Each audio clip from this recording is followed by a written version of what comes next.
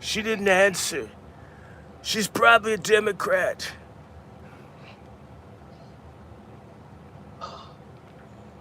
So let Hey, me did, see. did did anybody notice it was like a among the sisters? It was like a blackout. Yeah, Pretty yeah. much. Well, somebody called me. I got a phone call from one of my mentors, Hmm. and she was like, "What you doing?" I said, "Watching the inauguration." She said, "Why? We're blocking him out." I said, "What? What? We're not helping his ratings." I said, "What are you talking?" I said, "Okay," because I don't like to talk politics because we disagree, right? I Hmm. said, she said, "We're not helping his ratings." I was like, "His ratings is going to be high regardless." Like, it's funny because a lot of the black coons and dick riders, what they did is they turned up their Martin Luther King celebrations today Right, right, right. as A you know protest. a combat to what is going on with Well, again, remember they had they was going to use this to what's that coronate. Johnny Jackson. They was gonna use they were trying to use this as, like you said, coronate Kamala Harris, but it backfired on it. It Yeah. backfired on it. So, Thank you, but thank but you, thank you. but this speaks to again to just how out of touch they are, and they don't know the danger that they're in. See, they're in danger, brother. Mm-hmm. Uh, look, you couldn't pay me to be no. You couldn't pay me to be no black woman right now. That's why we white. Yeah, that's what white woman to you. I'm gonna see if I can get. I'm almost in this StreamYard, guys. That I, they may be messing with our computers, man. I've had just Google Oh, what. he said, Dr. Shaw, he said censorship is over. He said he signed an executive order tonight. I like your hairdo. Thank you That's why so very much. Everybody's gonna have a great time. I feel sorry for the pork chop feminists. They could not Oh, back me. I don't, man. They out of order, man. I don't. And they ain't seen this reckoning's gonna come with them. And I'm stepping over a lot of carcasses. I'm look, no protection, Go, no provisions. go ahead and launch, Brother Dome. I think I've got a bunch of people watching, and it's time. you guys ready.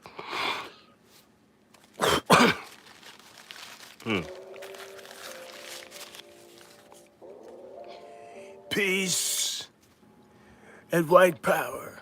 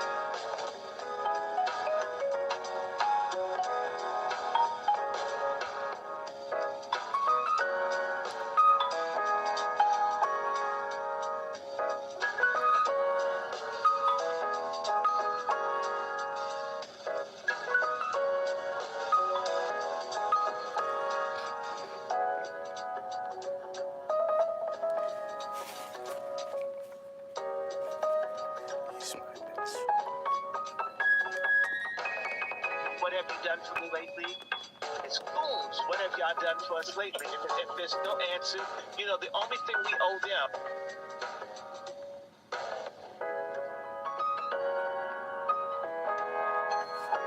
Trump.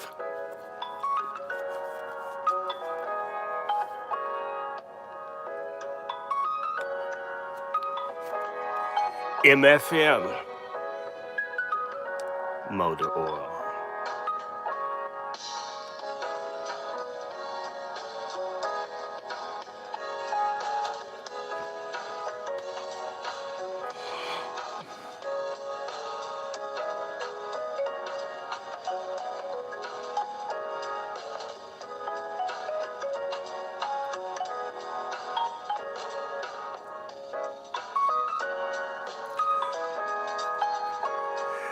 Ice, ice, baby. Hey,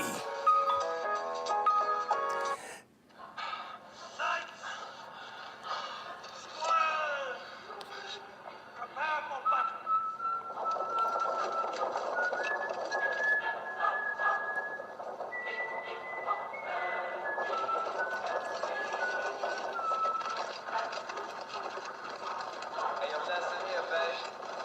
Coming the king. You best not miss. Trump beat.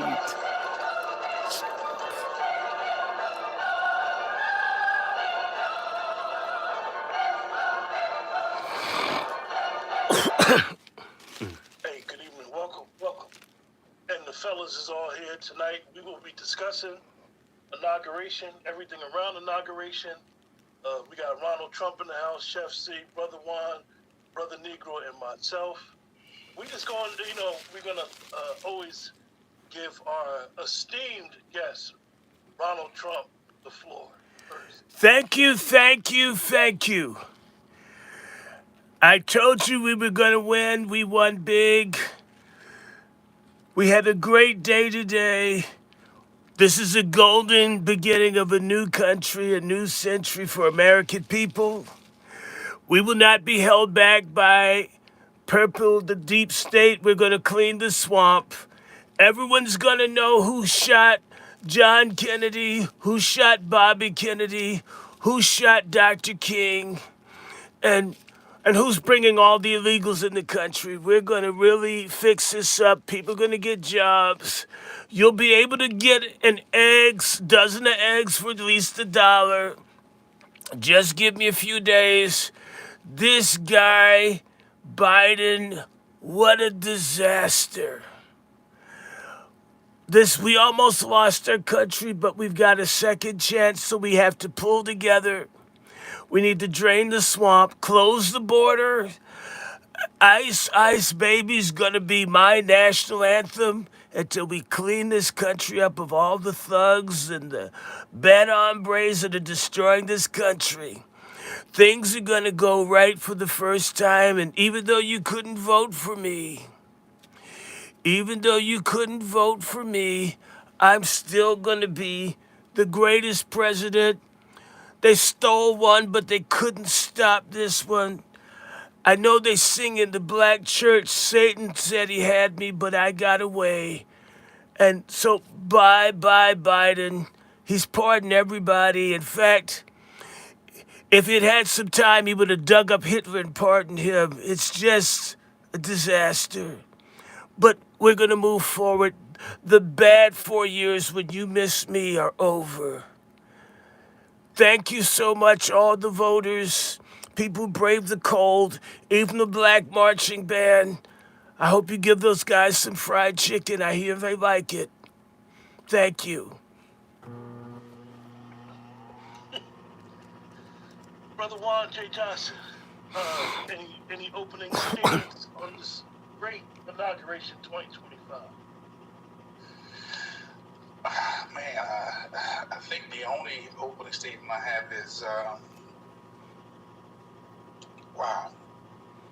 I just got a wow, man. I'm still taking it all in. The optics I saw today was interesting. Look here, I'm just looking for a phenomenal conversation. Yeah, can y'all hear me? Yeah, we can hear you well. Yeah, so that would be my opening statement. Trump won, he's back. Biden's gone, Kamala's out. Now the work begins. So looking forward to it. FC, your mic is muted, brother. Peace. Yeah, listen, I look forward to these, and salute to all the brothers, man. It's good to see everybody again. Salute to everybody that be rocking with us as well, through all the platforms. Glad to be on Let's Talk 2 today, the spearhead and bring us to an end with this thing. But, it should be some really good progressive moves done by this administration. I am keeping my eyes on them as far as the deliverables that he promised. and I want to see if he comes through. So we look forward to what this administration can bring. And again, ladies and gentlemen, as we've always said throughout our platforms, especially now, if you see something, say something. Ice, ice, baby. And also, we got Brother Negro and Coke Sharpton there in the shadows. They're here. If either one of the brothers is present. Oh, I'm here. Yeah, I'll go first. All I gotta say is wow. I saw the red version of a plantation jubilee. That's what it came across to me.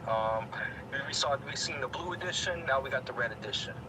And especially you top it off on MLK, Doctor and Reverend, or I would say Reverend and Doctor Martin Luther King's Day.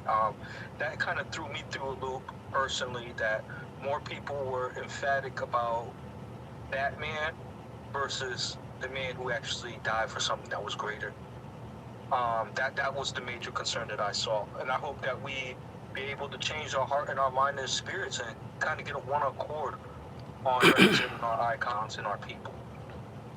definitely. Coke Sharpton, are you there? Yes, sir. Yes, sir. Can I be heard? Yes, you could definitely be heard, brother. Yeah, I'm over here. I got the heat packs on my permanent end right now because my split ends froze trying to do that bullshit protest against Donald Trump. I was the only one that was out there in them streets, and it was 4 degrees outside. My bones is shot up, and nobody showed up. But I have to say this. Glory! Chicken wings and collard greens. Glory! For the Negroes.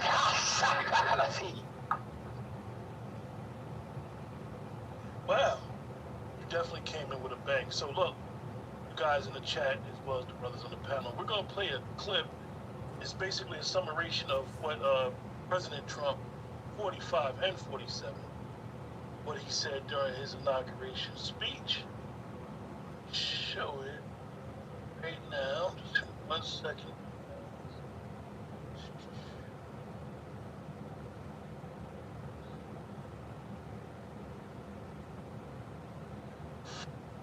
Chief Justice Roberts, Justices of the United States Supreme Court, President Clinton, President Bush, President Obama, President Biden, Vice President Harris, and my fellow citizens.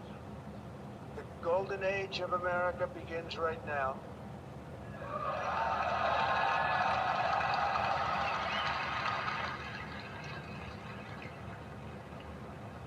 From this day forward, our country will flourish and be respected again all over the world. We will be the envy of every nation, and we will not allow ourselves to be taken advantage of any longer. During every single day of the Trump administration, I will very simply put America first.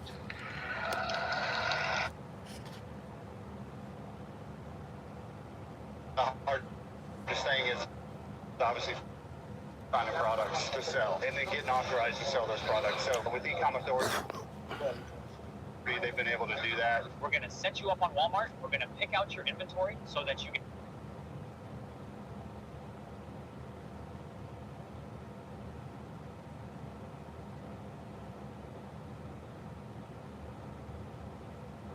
Our sovereignty will be reclaimed. Our safety will be restored. The scales of justice will be rebalanced. The vicious, violent, and unfair weaponization of the Justice Department and our government will end.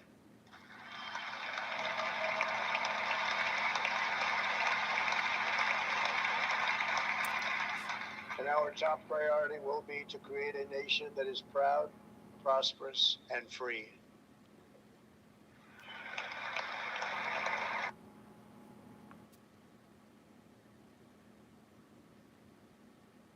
As we gather today, our government confronts a crisis of trust. For many years, a radical and corrupt establishment has extracted power and wealth from our citizens while the pillars of our society lay broken and seemingly in complete disrepair. We now have a government that cannot manage even a simple crisis at home, Mm. while at the same time stumbling into a continuing catalog of catastrophic events abroad.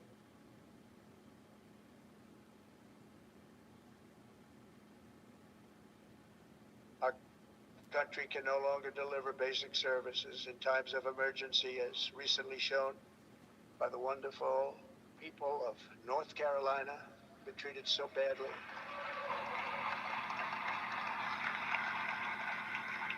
And other states who are still suffering from a hurricane that took place many months ago. Or more recently, Los Angeles, where we're watching fires still tragically burn from weeks ago without even a token of defense. They're raging through the houses and communities, even affecting some of the wealthiest and most powerful individuals in our country, some of whom are sitting here right now. They don't have a home any longer. That's interesting. We can't let this happen. My recent election is a mandate to completely and totally reverse a horrible betrayal and all of these many betrayals that have taken place, and to give the people back their faith, their wealth, their democracy, and indeed their freedom. From this moment on, America's decline is over.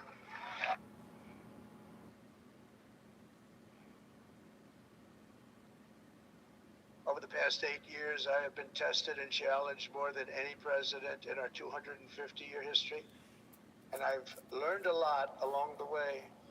The journey to reclaim our republic has not been an easy one, that I can tell you. Those who wish to stop our cause have tried to take my freedom and indeed to take my life.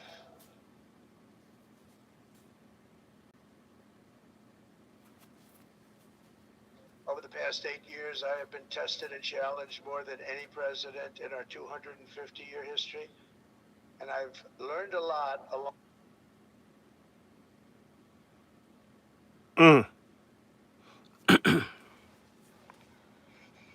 So you guys, that's some of the gist of what President Trump said. As well as he said something else, I want to show you guys, and I know that our esteemed panelists, we definitely have some thoughts on that. But this is something interesting, and it speaks specifically to us. To thank you for the tremendous outpouring of love and trust in Hispanic communities. I want to thank you for the tremendous outpouring of love and trust that you have shown me with your vote. We set records, and I will not forget it. I've heard your voices in the campaign, and I look forward to working with you in the years to come. Today is Martin Luther King Day, and his honor, this will be a great honor, but in his honor we will strive together to make his dream a reality. We will make his dream come true.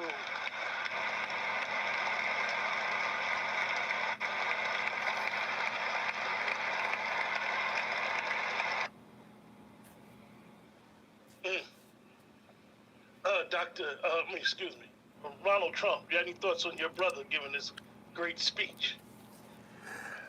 Black people need some money to go with black power. Dr. King died talking about a check needing to be collected, and I think people need to come pick it up. The boule wouldn't give it to him, but I'm going to try to sign it. Brother Juan J. Johnson? Yeah. I thought what he said was interesting. Look, I know Stevie Wonder is blind, but if you have two eyes to see that our country was in a state of decline, morality, just think about how we've been these last couple of years. You've got to admit that we needed to see something different. Because I've always saw Biden as a weak person, very fragile. And with me, the type of person I am, when I see weakness, it's time for me to jump on that. I'm a predator. He prayed to the rest of the world. They knew he was weak. And when you get weak leadership, you get weak policies. He didn't show no strength. Since I say nothing. So yeah, we need to change. I wasn't willing to go 4 more years with him and her, or with her and the other weirdo. I mean, yeah. So I was look. Is he a Messiah? Hell no. Is he gonna keep his word? I don't know. But I'm gonna go with this. Just let me see and keep our foot on their necks on the process. What do you have to lose? Yeah. Brother Negro. Brother Negro, you have any thoughts on this? Oh, I'm here. I got a lot to say about that. He didn't, Brother Negro, I know what you said. He didn't say Hispanics first. He said blacks first, but it cut from the broadcast. So I apologize for that. Oh, okay, my bad then. Yeah, you already know the Negro. I was already eyeballing that. I was like, yo, I know he ain't pulling no Jim Crow Joe Biden move, putting these individuals in front of us, skipping the front of the line. All right, that was the angle where I was coming from. I was like, yo, what's up with that? And since that wasn't the case, I'm gonna say that, man, where's that reparations check, man? He having it on MLK, mentioning MLK. He was staying to pick up a check. Don't use that. Don't use our civil rights icons, and don't deliver no damn tangibles to the Negroes. That's where I'm kind of at with it. And the reason why I was just like, really, is that how he's moving? But and it just feels like the reverse side of when Joe Biden said, "I got your back, black folks," it's kind of like that. Just that he didn't say, "I got your back" with the thumbs up. It was just kind of implied in a weird way. So I am side-eyeing him. Reverend Coke Sharpton.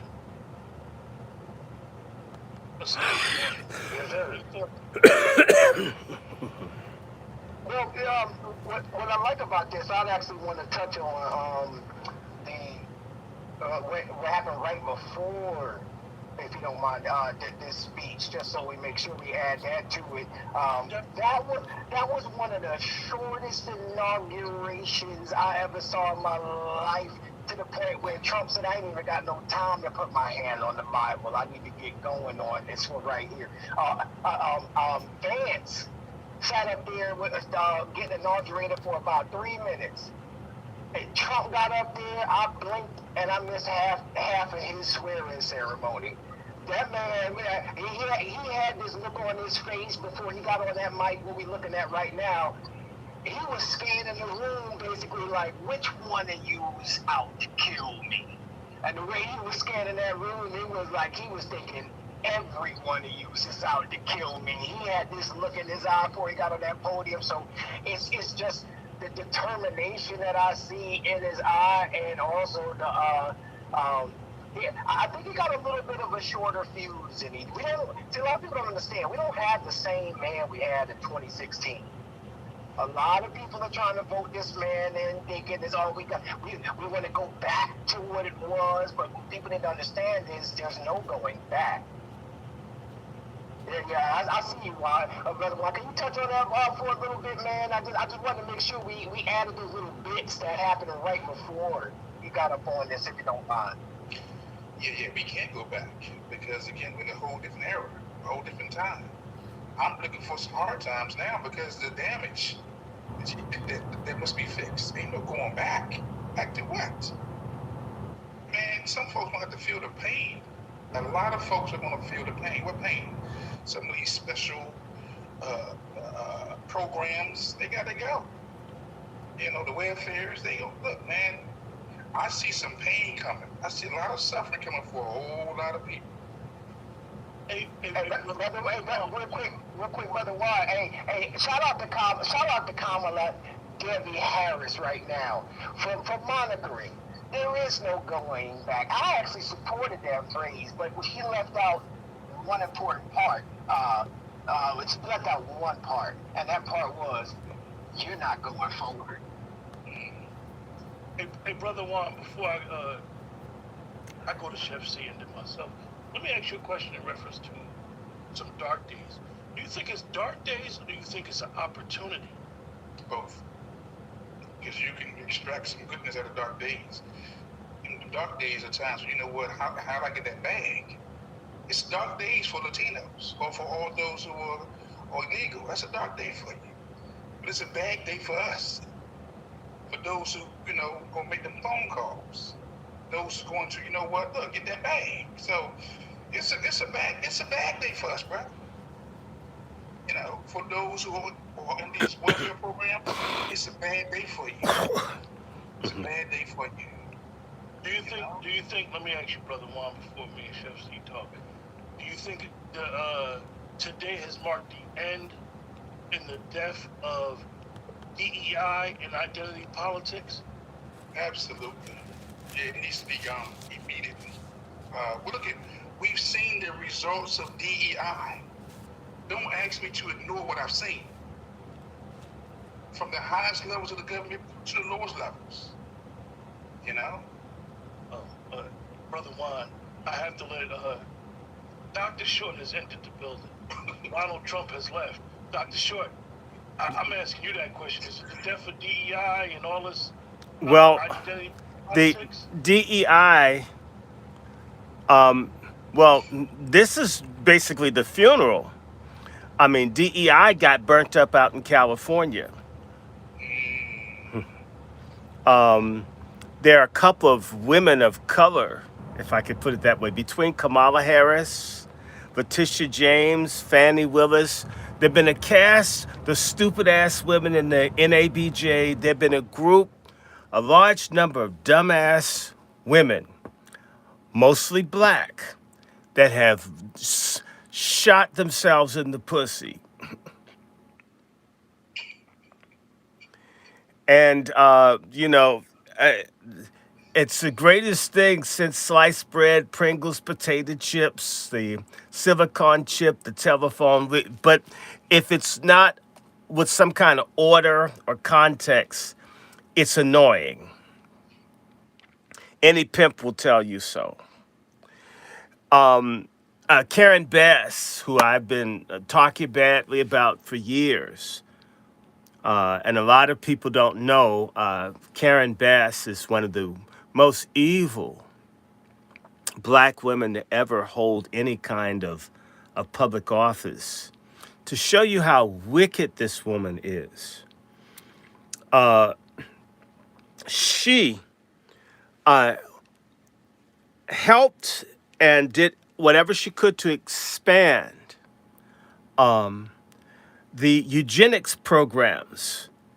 Like, for example, you have an office on population for people in this country and for people abroad. But in particular, abroad, they send defective and unsafe and sterilizing medications and things to Africa, the Caribbean, and other places. Even when they don't work here, or they mess up women here, they're sent overseas. Karen Bass thought that was great. Remember Plan B and how it got withdrawn? Do you know Karen Bass was supporting that stuff still being sent to Africa? Just because she could only kick out one baby for the taco she was married to doesn't mean you have the right to want to sterilize all the other black women in the world.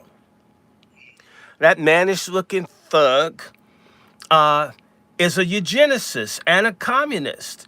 These people are absolutely crazy on this feminism and all this other stuff. I mean, you want to kill live babies, and you say it's her body. Even when the baby comes out, they still get to kill the baby. It's her body. Isn't that murder? In fact, if a man hits a child that's a teenager out of control. You ready to take him off to jail, but a woman that wants to kill a baby that survived an abortion is a superhero. This is the logic of these people. And it all centers around killing children, destroying the family, destroying everything, and trying to create some order in which women become gods. It's sick. It won't work. And if you're God, you shouldn't need a tampon box in your restroom.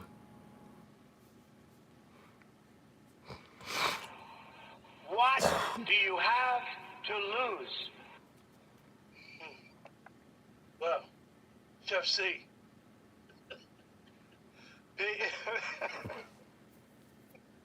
Listen, let me say this, gentlemen.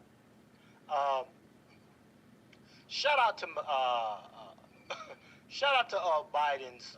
Obama's wife for not showing up. You know, they were taking. Shout out to Trump though. He was taking so many jabs, and we saw Kamala Harris having a hissy fit. Biden damn near losing his mind in the front seat. You know, having all types of tantrums. Let me tell you something. I was just trying to look for Michelle. I was looking for Michelle Obama to show me what that they go low, we go high shit looks like. Yeah. When Trump was laying the hammer down, talking crazy about the failures of this past administration, sister girl, she couldn't take the heat. She couldn't sit there and take it.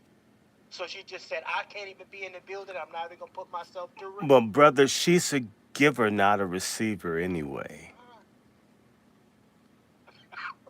Right. So sister girl said, listen, I know Trump's going to go low, but in this moment, I can't go high. So I'm not even going to show up. So she left the building and never even went there. But on the flip side of it, ladies and gentlemen, I will say this. For the last several terms, we've watched these administrations invoke the name of our brother MLK. Okay? And for me, I don't like the siphoning of energy off of his carcass. I don't like it. It's honestly, for me, it's offensive. Because again, they bring up all of the I have a dream shit and all of this stuff. Well, here's the fact of the matter. Our brother MLK, if you're gonna put some respect on him, talk about one of his later speeches when he actually got to a place where he saw shit wasn't where it needed to be, like the other America.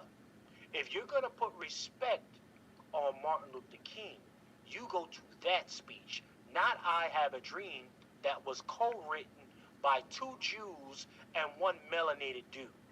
It wasn't even MLK's speech that I Have a Dream that they keep bringing up all the freaking time. So for me, as a guy looking on the outside in, these inaugurations become somewhat of a ritual as opposed to the ushering of a new progressive administration. So it's like a political freak-off. Exactly, sir. Exactly. And the baby oil is the garbage that we all listen to. One of the things that I can say that I got from his speech is one of the first executive orders that he said he will sign is the censorship of American citizens. Those of us that don't realize, ever since 9/11, ever since the Patriot Act, they have authority to spy on all of us, all of the citizens, and this has to stop. I don't know if it's going to stop. I'm hopeful it's going to stop, but we should be very cognizant of the wording that they're using. Any political figure when they talk about censoring us, spying on us, because we run the government. The people are in charge. I am a constitutional American. Anybody who is against the Constitution is an enemy. even though we know that it wasn't written for us, it's applicable for us today. So I'm very conscious of the wording. Definitely, I didn't listen to some of the thoughts from the pundits after his inauguration speech, but definitely looking at those executive orders is something that we should really look at and be concerned and really understand that there was a boycott today. And a lot of people may have not have realized there was a boycott amongst particularly our black women of blacking out the inauguration. A lot of the black cities in America where the Democratic Party are in charge, what they did is they turned up their Martin Luther King celebrations today because they wanted to use today as a coronation for Kamala Harris, with her being sworn in, and Kajani Jackson, Justice Jackson, as swearing her in as a symbolic thing for people of color. But that plan backfired in the American people's vote. So I know, Brother Juan, you had picked up on it, and I knew a bunch of people who said they weren't going to watch as a way of boycott. Yeah, I mentioned that. I talked to quite a few sisters on today, and I asked them the question: Have they watched the ceremony? And they was emphatically no. I said, why you ain't watching? Well, this back on that, he's not a racist. He's a racist, white supremacist, okay? My question is, well, how do you want your white supremacy served? You want it in your face, or you want it behind your back? Well, these days they like things behind the back, Juan. I'm just saying the sisters still don't get it. When you look at that stage, who was up there on that program, we saw trillions of dollars. Google CEO, Apple CEO, Elon Musk, Facebook. They are kissing the ring. Okay? We talking about trillions. Trillions was on that stage. And they Coach Sharpton. I want to ask Coach Sharpton that question. Yes, sir. Why do you think, and I noticed Big Tech was, we saw Bizios 3 rows behind him with Elon, like Brother Juan said, you saw Zuckerberg, you saw them all. I want to ask you, Coach Sharpton, why do you think that Big Tech, Big Business have pivoted from their position on President Trump? Not from when he was 45, literally from 5 months ago. It's been a strong pivot towards him. What do you think, Coach Sharpton? What's your thoughts? I would say, what pivot? Let's Talk TV. What pivot? And what I mean by that is spending the majority of my life in tech. It's the opportunity. There's two different words that come to mind: opportunity versus opportunist. Now, when I look up here, a lot of people hear opportunist and they think it's not what they think. An opportunist is a person who exploits circumstances to gain immediate advantage rather than being guided by consistent principles or plans. See, when it comes down to the tech stuff, it's about creating air products. And what I mean by air products is put Facebook in my hand, put Twitter in my hand. You feel me? Put Amazon in my hand, put Uber in my hand. Uber's not a car ride service. That's how they won that lawsuit against the taxi companies. Uber is a matchmaking service. They match people who are willing to liquidate their vehicle with people who are looking for rides. No different than a Tinder. Swipe left, swipe right.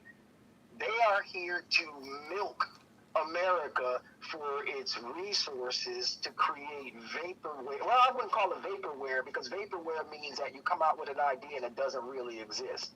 They do provide a service, but you can't put it in your hands. So if you look at Elon Musk, Elon Musk is actually a liberal cosplaying as a conservative. You see, let's talk. That's what Elon Musk is. Let's not forget where that Tesla still is part and parcel in the Bay Area. Elon realized that, hey, it's more tax advantageous to go ahead and move over to Texas, and Austin gonna give me half of the city.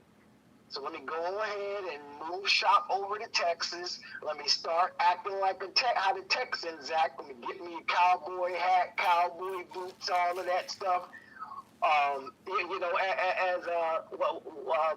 As one of my favorite people that I won't mention on this platform, because we don't support platforms that don't know. Well, actually, but Star, Star has supported on their next podcast and all of that. And as Star says, I ain't got no friends. Don't believe in tribalism, and I vote for the winner. See, when Donald Trump won, he fell back. He was like, we ain't rocking with Trump. But when Trump, started bubbling up, hey, MAGA, all of that stuff, and I'm going to make my own MAGA hat. He doesn't rock with Trump like that. He actually would disrespect Trump if he had the chance to, and I'm talking about Elon Musk. When he stood up on that stage with that black MAGA hat, that's a shot. That's a low-key shot. I'm not saying that they're intentional in what they do, but these are immigrants. Let's be very clear. These folk are first, second, third generation immigrants that come over to America as opportunists. They get involved in tech, and then they blow the situation from there. The tech space is one of the biggest debt creators in the country, right? All I got to do is come up with some idea. That's one of the reasons I actually got into tech. See, I have a business degree, and it was a business decision for me to get into tech. I said, so you mean to tell me I could just make ideas in my head and type on this keyboard, and then money comes out the other end? Say less. But they just take it to the next level. Now, I noticed that they try to prevent people like myself at the HR and at that level of it. But these are folks, they get clicked in with your Stanford universities. They get clicked in with your MITs. You can try to cosplay conservative all you want to. You're going to have to see MIT. You're going to have to see Stanford. Where is the money at? And how can I push the government to create tax abatements and things like that? You look at Tesla, tax abatements, all of that stuff. Who's got the rock is the question. And that's who we're going to rock with. And hopefully that answers your question, sir. Oh, great. Yes, no doubt you definitely answered that. Dr. Short, I know you had talked about, what you call him, Vimaswamy again? Stamaswamy or vasectomy. Ramaswamy. Or vasectomy. You can choose. Both are accurate. So he stuck his neck from up under the sand and showed his face in the rotundo today.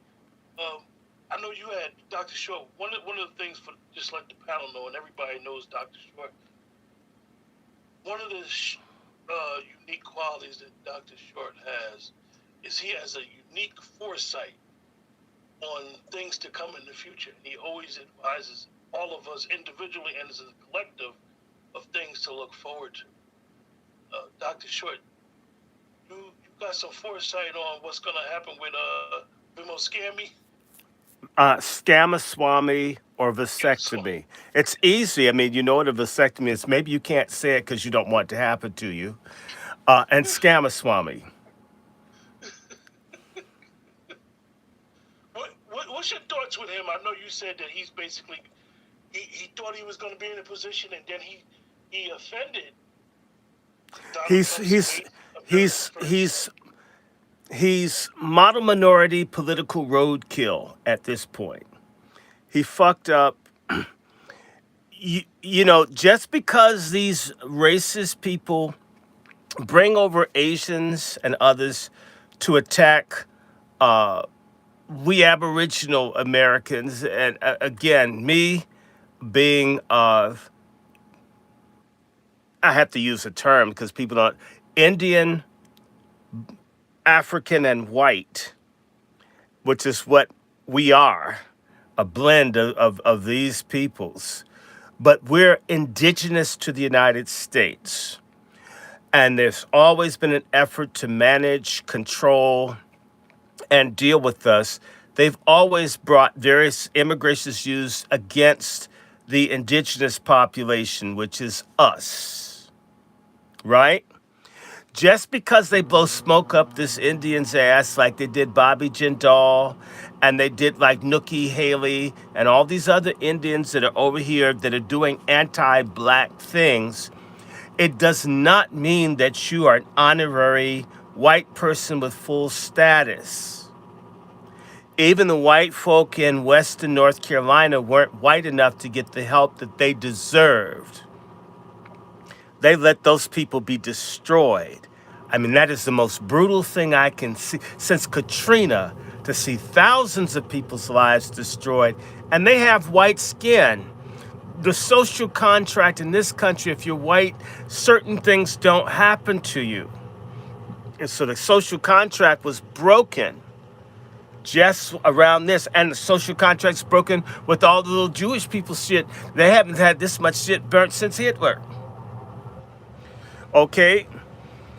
Scamaswamy and these other people have been brought in to deal with us, but they crossed the line the minute that they think that they're going to appropriate white Protestant establishment status. That isn't for him. He's a Hindu and he's a coolie with some money. He shot his mouth off talking trash about white people. He had no right to do it. You don't go anywhere to any country as an immigrant or anybody, and you're trying to aspire and be in the public sphere and just trash scores of millions of people and think people are going to like you because you're the melanated person of color, party favorite canapé in social circles where people want to say, look, we don't hate black people. Look, we've got Vivek here, or we've got these other people that they're putting on the news and everywhere else. We don't hate people. Look, we brought in people from another country that are almost as, or dark, same colors of people. We don't hate people. This fool has gotten his coolie wake-up call. You are a chutney, curry, tandoori bread eating nigger. What do you have to lose? He's stupid. The difference between Vivek Ramaswamy and I is I can walk into a room and no matter how angry people get with me being there, they can even put me out. I can say my ancestor was governor of Kentucky, vice president of the United States. I can say I have ancestors that were at Massachusetts Bay, ancestors that were at Jamestown. In fact, Jamestown is named for my uncle. Vivek can't say that. You can call me nigger, you could do whatever you want, but the history is I belong here. I'm son of King Charlemagne. I'm grandson of William the Conqueror, and a whole bunch of us are. And they can lie about it, can discriminate about all of it, but deep down they know it's true, which is why they lock their accounts on Ancestry and destroy things and burn things, because we constitute the original American people, and nobody coming in here, no matter how they do it, that includes this Jew Elon Musk, who's made his money back in Africa off of the enslavement of people through apartheid and everything else and genocide. Even he isn't fully accepted. These people don't understand there really is a class and caste system in the United States. And contrary to Vivek Ramaswamy's understanding and the American caste system, he is still a nigger. with money, with this kooky religion, and all the other stuff where they run around with rats and play with cow shit every year and so forth and drink cow piss and think it's a soft drink. People know this. They don't talk about it because it's simply using people like him to bother people like us. However, the Trump election, much to Scammer-Swami's surprise, its success is in part white America's buyer remorse with all these fucking weird, strange people over here. Kidnapping, pushing dope, raping, drunk driving, job stealing, scamming people who hate this country, who are not interested in becoming Americans other than looting and taking what they can take back home. They're tired. And in reality, there's a silent thing. You know what? The niggas we already had were better than these new ones that Biden let in. Let us shut the door and we'll work it out. And Vivek Ramaswamy can run for governor of Alaska. He can run for Puerto Rico. In fact, he'd fit in there because there's a lot of trash. He is done. I'm Donald Trump, and I approve this message. Wow. Wow. Brother Juan J. Johnson, what do you have to say about what Dr. Short just said? Man, Dr. Short is filleting. He's literally cooking. He's cooking, okay? But he's absolutely right. Vivek Ramaswamy, he overplayed his hand. Look, we can talk about white folks because we do it all the time. But when they talk about white folks, the foreigners, you see that beehive, that white hive come out. Yeah. He doesn't have the standing. Look, I can't stand him, but the governor of California is my cousin. And that's one of the things that we have to look at, how those people, white nationalists, view, like Dr. Short eloquently put, how they view, quote unquote, their blacks. Mm-hmm. If you listen to what Steve Bannon is saying, Steve Bannon has always been an American first and a Trump ally. He basically said he's going to protect Donald Trump by any means necessary of Elon Musk and Ramaswamy. Scammer-Swamy. Ramaswamy. And it's interesting that he's saying this because I was never one who agreed with a lot of stuff Steve Bannon said. Mm-hmm. But if you listen to what Steve Bannon said and what they know, they foresee, is exactly what Dr. Short eloquently put in. And we need to be, it's going to be a bunch of fights for President Trump going on. Mm-hmm. We need to be observant of. And we need to support Donald Trump.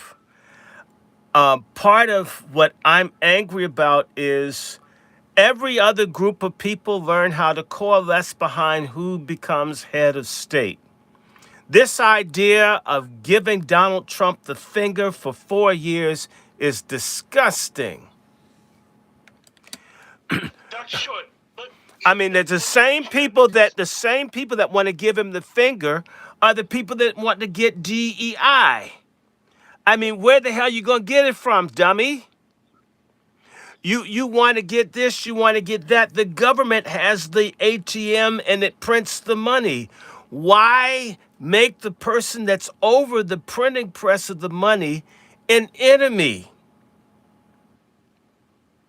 They have enough sense to steal condoms out the trash can of athletes that they think are going to make it to the pros, and don't have enough sense to make friends of the person that controls a multi-trillion-dollar economy. That's fucking stupid.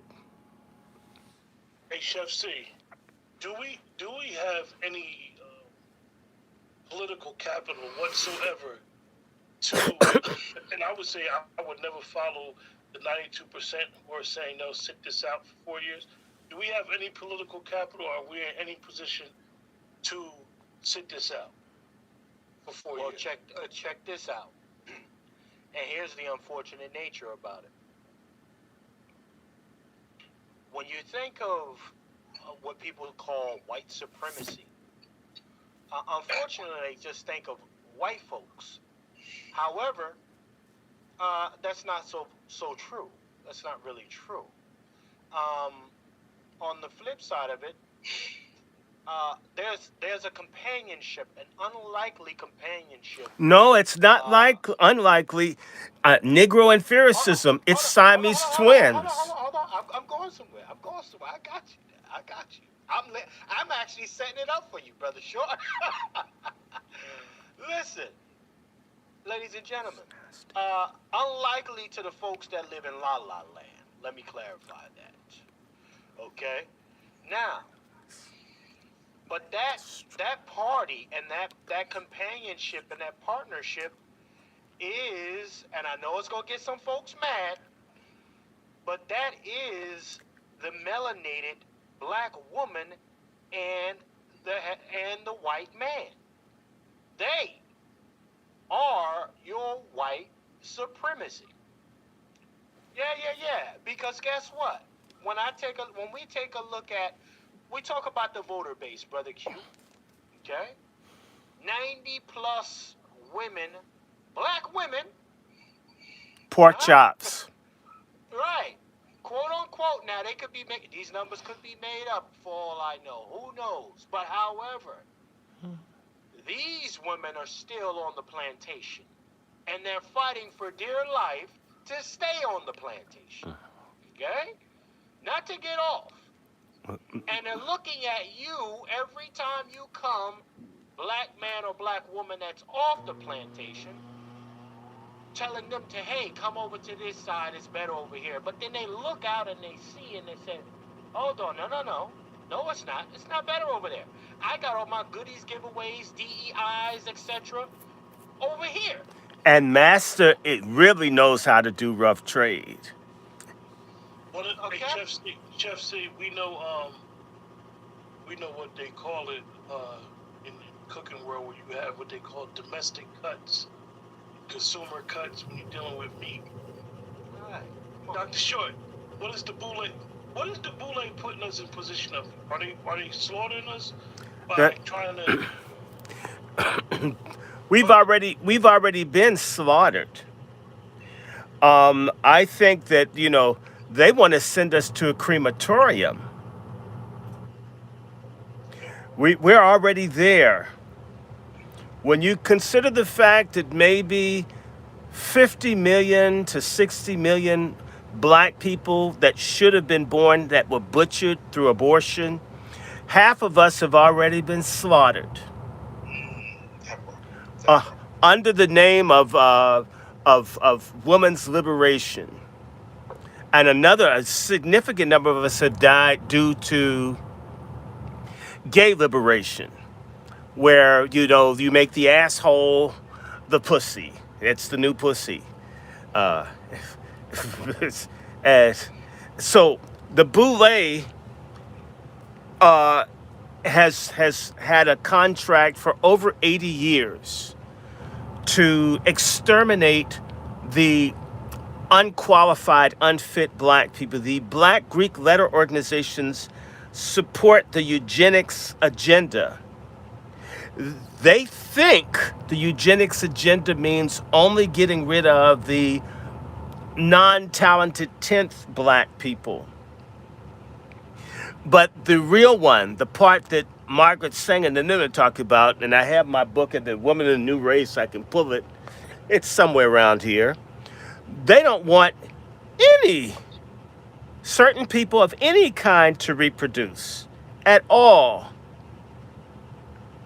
And but the problem, we have a golden opportunity. Trump is a golden opportunity for us, not because Trump is what's his name, John Brown or Martin Luther King, because Donald Trump is a realist and a businessman. He's in the business of making money and doing things. And he can work with just about anybody. Well, that's a hell of a good thing, because I'll tell you something. There are a whole lot of black folk that ain't on business. There are a lot of different people that ain't on business. You can't figure out what to do. Chef is an entrepreneur.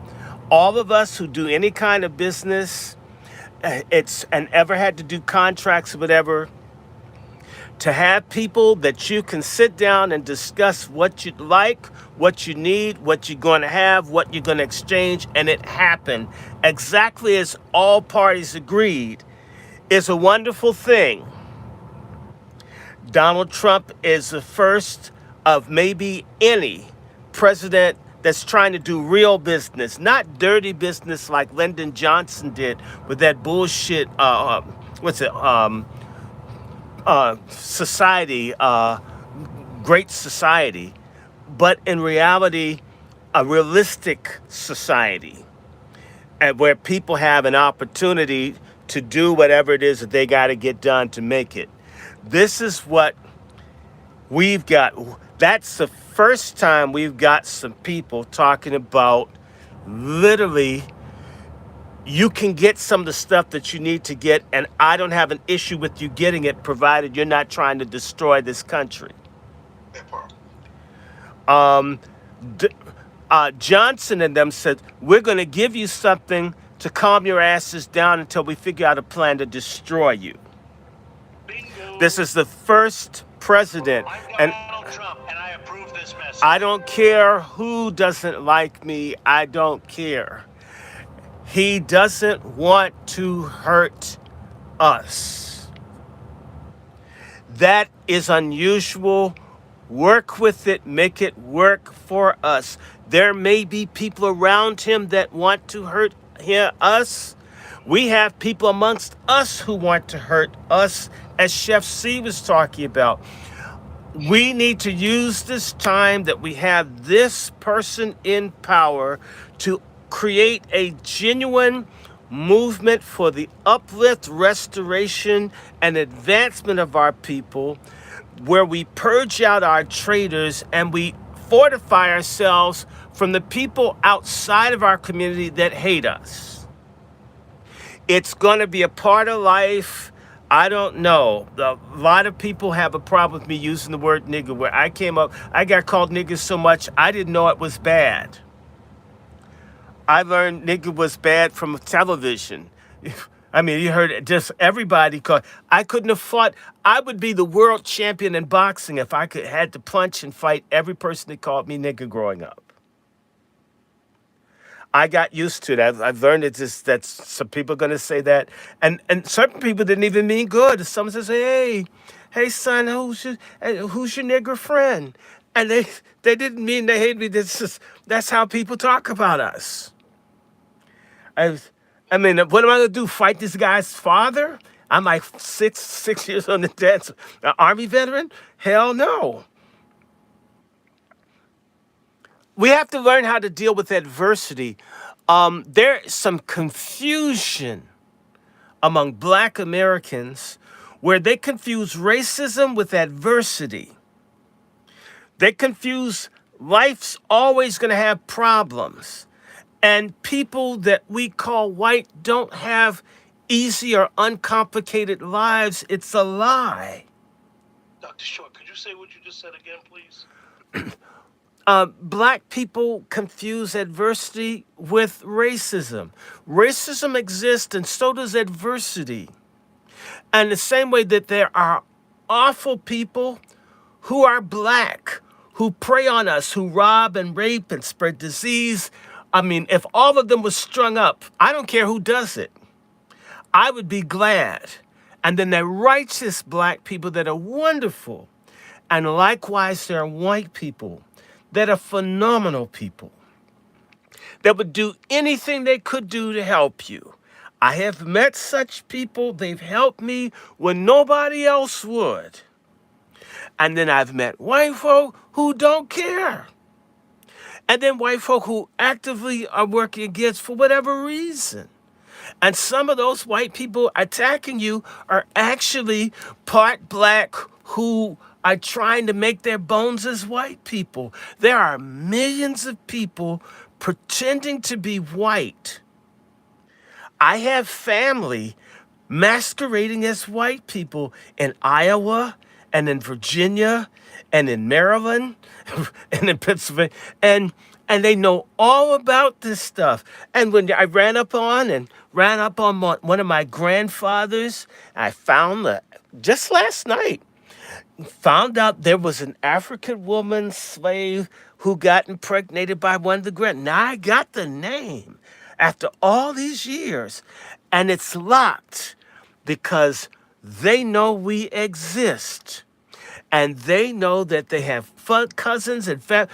There are a lot of people lying about who and what they are. That's part of the matrix of America.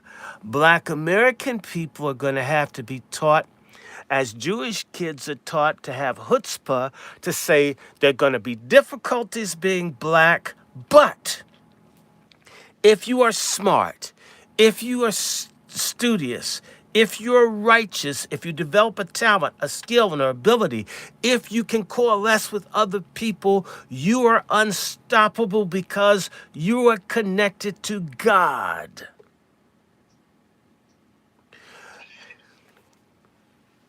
Dr. Short just eloquently gave us what most people have told us and what we've all learned. This is the true definition of staying woke.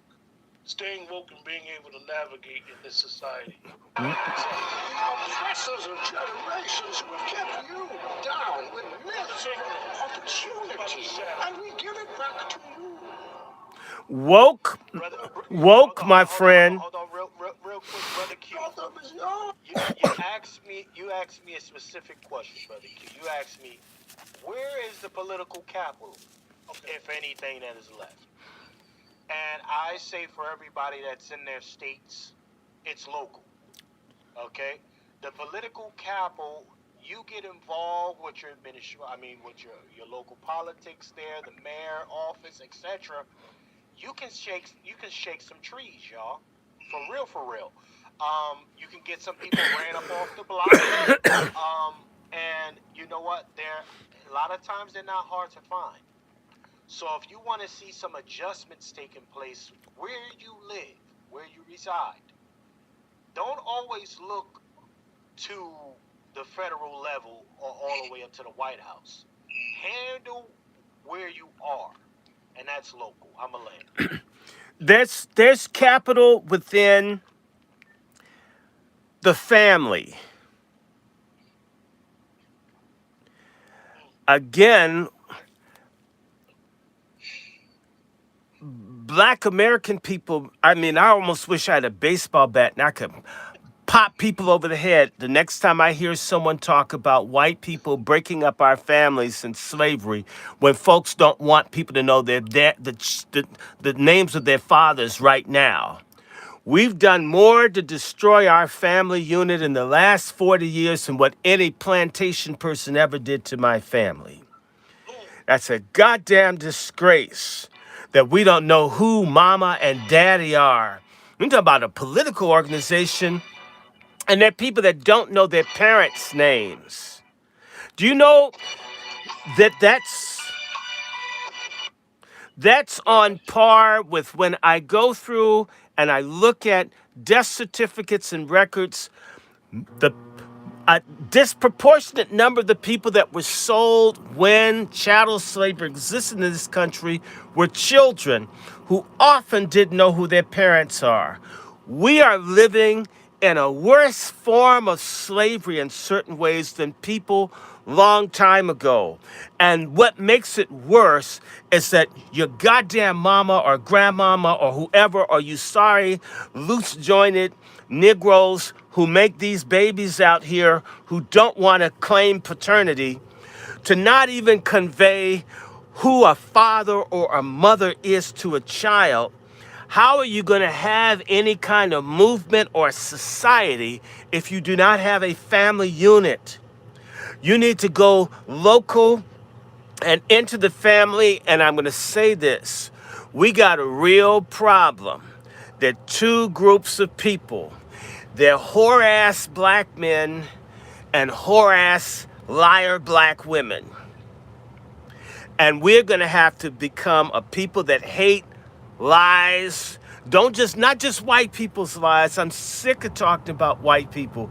I can't wait to get back to talking about white racism, but I want to deal with black on black racism. And yes, we have enough power to kill, exterminate, destroy, backstab, steal from one another, which we do in horrific numbers.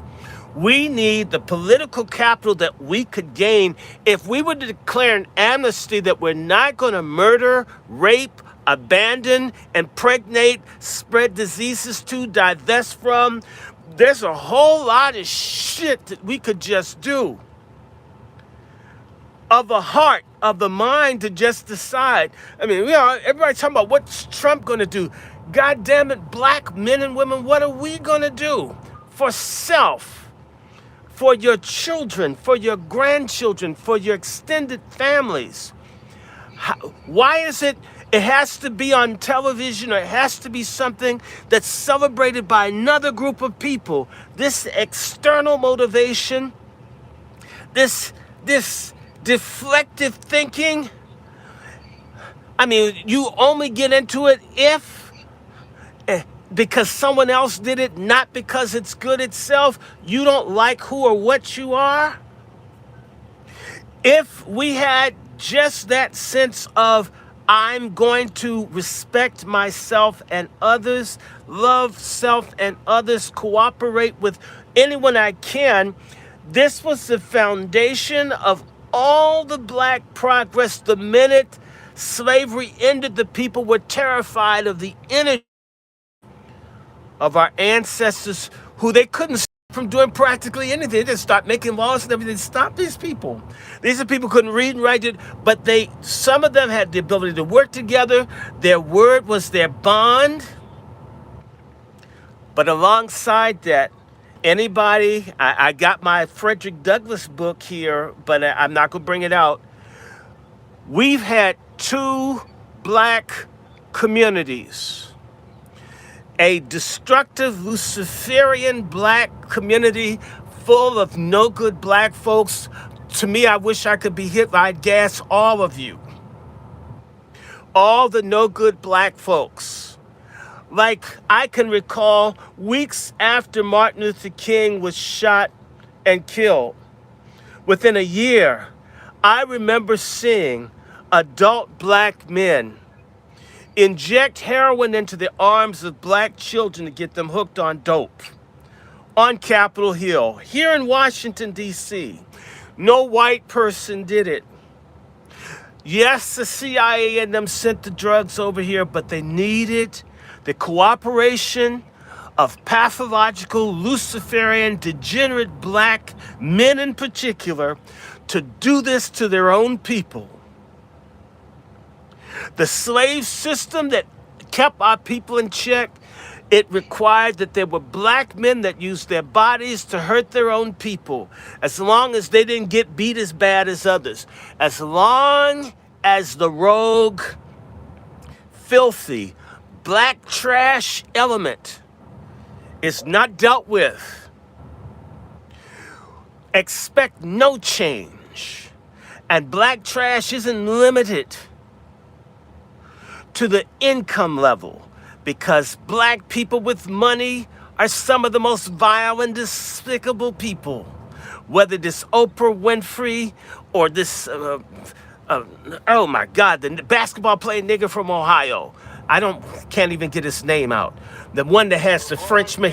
These people, money does not make you righteous or holy. We must have a moral, ethical, spiritual revolution. What woke used to mean was that I was woke up to God. Woke up this morning with my mind stayed on Jesus.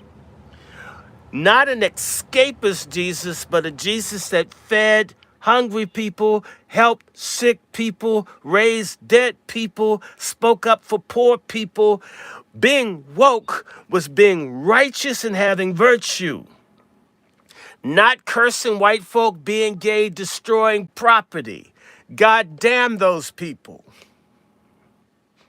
Wow. God damn them. Brother Negro, I apologize for getting you behind the shadows.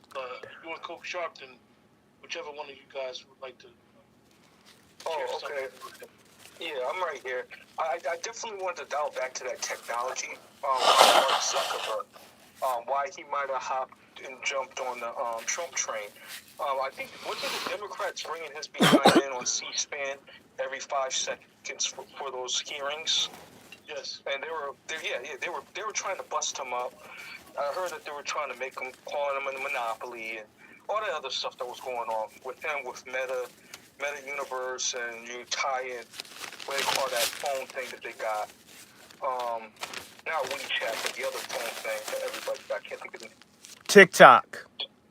What? TikTok. No, not TikTok, but the other Chat GPS. Chat. Yeah, WhatsApp. WhatsApp. Okay. He's connected with some of these entities, and he's been getting a monopoly deal that's going on. While Negro people, Black American folks, we only have one, which is fan base going on here, but yet still the Chinese people, Asian people, however you want to slice it, they got like 50 million platforms from WeChat to Red Paper or wherever they got that new one, and then TikTok. So there's definitely an unfair advantage over here when it comes to social media that I've been observing, that both parties are refusing to call out. Both parties are not willing to make right by the American Negro, you know? I also look at the whole Obama situation where Obama was working over money hand or foot during his policy, who set this trend with technology to exclude specifically our community. Well, So like this is what they call technological redlining or something like that. Yes. Social redlining or Right, something like right. that. When they use these type of forms of technology to box us out, no different from the redlining of homes and houses, devalue us. So yeah, I definitely want to, and thank you for allowing me to circle back on that, because that was something that I was getting annoyed with Zuckerberg with. And the censorship game is crazy with these guys. Well, can I tell you guys a personal story? They've jacked up all my Facebook accounts. Do you know the day that they said something about the fact checking, all of a sudden the stuff reappeared? So you know they just they have systematically targeted our community, not even to be able to talk to each other, or share information. And they're very much aware of it. That this guy Zuckerberg is the worst white supremacist. I've been saying for years. It's been my sense. I just feel it in my spirit. One day he's gonna commit suicide. You know, my feeling is God hates the day. You know, we can go to what's it, Red Lobster, chef, if it happens, because it's just an awful man. Yeah, and his wife is a major component to that. That Asian wife of his. She has been, and they've been looking for the Asian community even before the hate Asian crime thing or wherever they got over there. So that's just some of the things I've been observing about this technology and how it's been weaponized just in the fashion. Another reason why they were bringing Zuckerberg up there, it was because... Or Mother Zucker, as I call him. Yeah, Mother Zucker. He's allowing these guys to become radical on those type of platforms. Sure he is. And the thing is that he's been called out for, but there hasn't been any like repercussions for him for the radicalization for the J6ers or when people shoot up these clubs and stuff. It's because when you start peeling back onto their Facebook page and all the stuff that they've been saying, they had this anti-black, anti-Negro perspective that's out there that all these killers, these mass killers have. And that's something that hasn't been really discussed about on major platforms. But I've been watching C-SPAN a little bit, and that was some of the things that they have talked about is the radicalization that's done based off of these false social interactions on these social media web pages Well, brother, that are followed. this is, but that started with Obama as well. That the Department of Homeland Security warned Obama about this, and Obama refused to do anything about it. Um, I'm hoping that this Trump administration, what comes out is the filth of the Obama presidency and the boule, the collusion of the black elite to destroy black people. Let me just say this because most black people don't know this.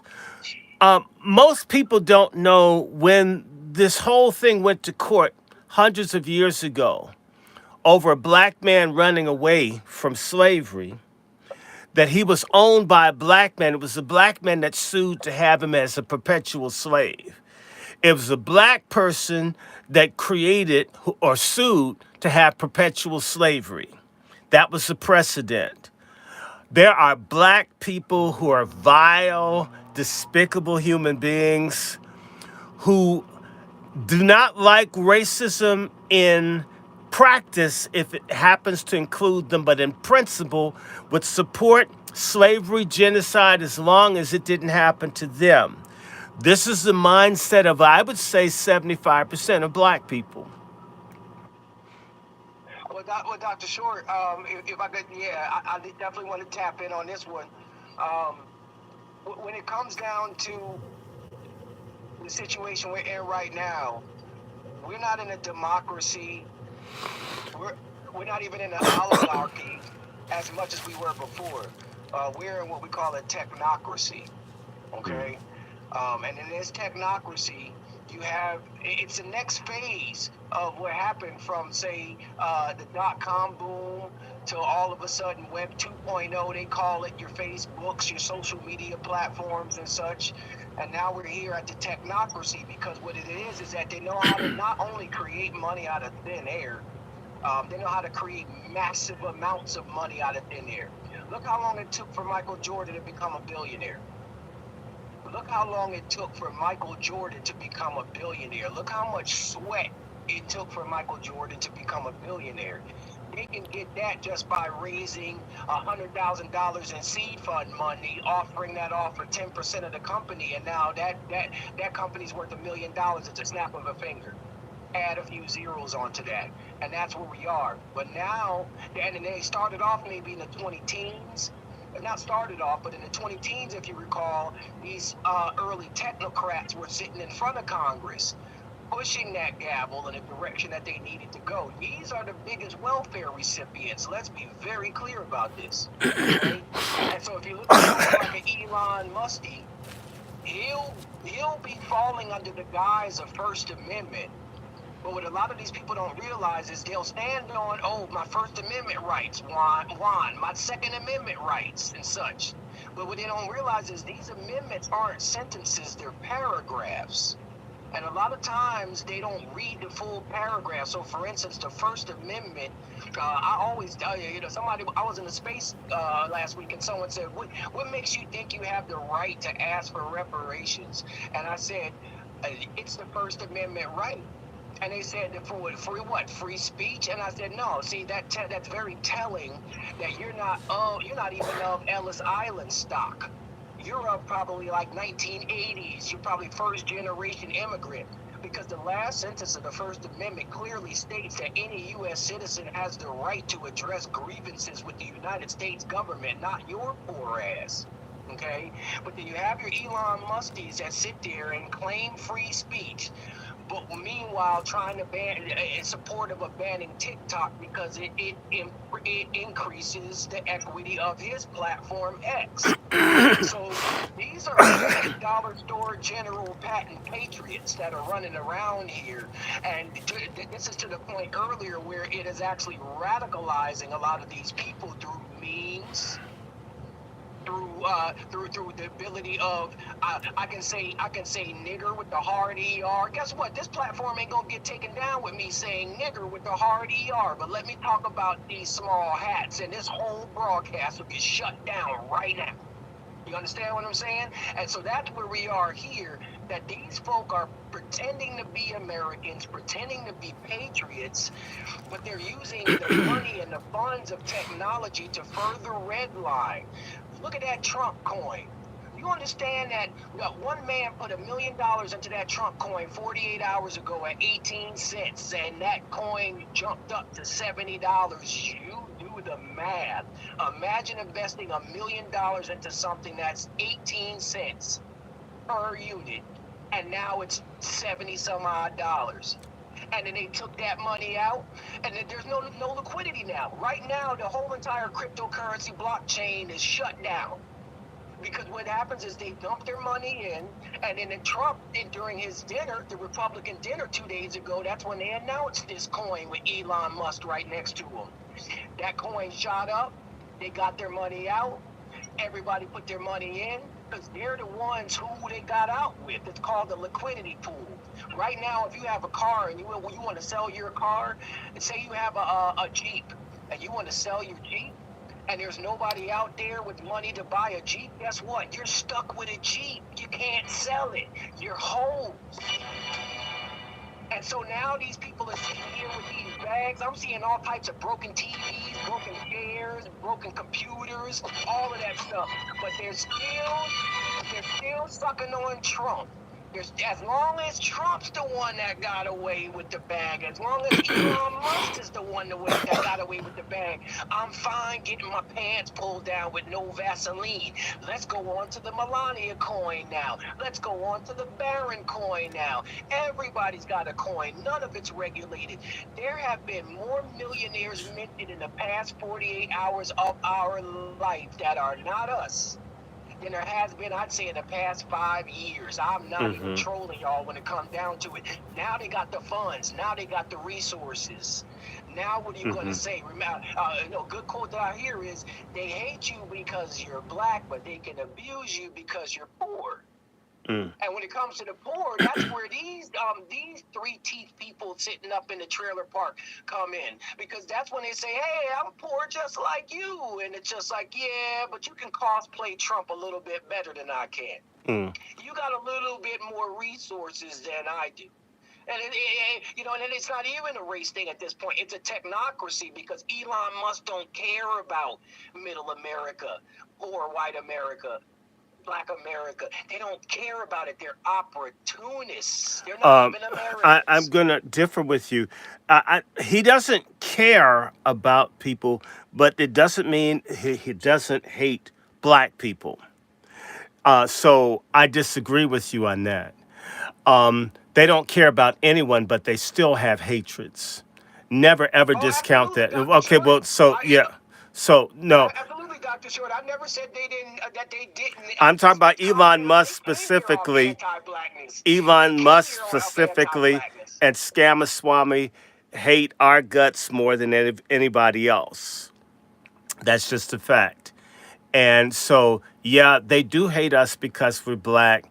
And part of the punishment and the hatred is to make certain that black people remain poor. That is the system his people had in South Africa, and that is a system he'd like to expand and be a part of here. The real issue about this technocracy, whatever you want to call it, what I'm saying isn't what anybody else does, it's what we do. Us, us, us, us, us. The slave in the field, even if his master just beat him or whatever, his song isn't master standing in the need of prayer. It's me. What I've got to get, what I need, what I must do. I'm standing in the need of prayer. What is the action plan? What can people do? All the little Black Wall Street showed that people could coalesce to do for themselves better than what other people did for them, to the point where people were jealous of them. And Wilmington, North Carolina, Tulsa, Oklahoma, East St. Louis, and all the little towns that they flooded and destroyed, because people could pull together and do for each other. These things aren't just technology. This is metaphysical. And the gorilla in the room that I'm talking about, as long as there's black on black hatred, black on black wickedness, black on black lawlessness, black on black ignorance, and we're not trying to address fixing up self. If you start to work on what these problems are, the money and other things will come. We think there's a way to get to those things without dealing with their assholes being unwiped. And I disagree. You need to wipe your ass before going to a job interview. You need to brush your teeth. Whatever it is, be optimal with what you have in order to reach to do more. This is what has not been done. This isn't, and I'm not talking about, I look at black folks, they have great inventions and all, and they can't get investment. There is corruption. We've got these boule groups, these Divine Nine. We've got black folks super wealthy. I know what it's like to go to someone's house that's a millionaire with a friend. They had this beautiful skincare and all this. They were trying to get these people to invest maybe $25,000 where they could probably make tens of millions. And they couldn't see, not on someone black. They'll spend $30,000 going on a cruise, but wouldn't invest in their own business with a black person for $30,000. Our capital is hoarded. It's not fairly distributed. It's not shared. It's done on purpose. It is a moral problem. And I'll just say it. We've become a godless, amoral people amidst all the other garbage that's going on. And are we the only people? No, I've been to Brazil and seen black Brazilians. All of these communities have this same thing, this absence of law, rule, and order, in particular among the men. Something is morally off with black men in terms of how they deal with each other. We can pull a gun and kill another black man we don't even know, and yet a cop can be beating our mama to death and we'll call the police department. This is the problem. Deal with that, and there's no issue dealing with anything else. It is not what's outside. It's what's inside.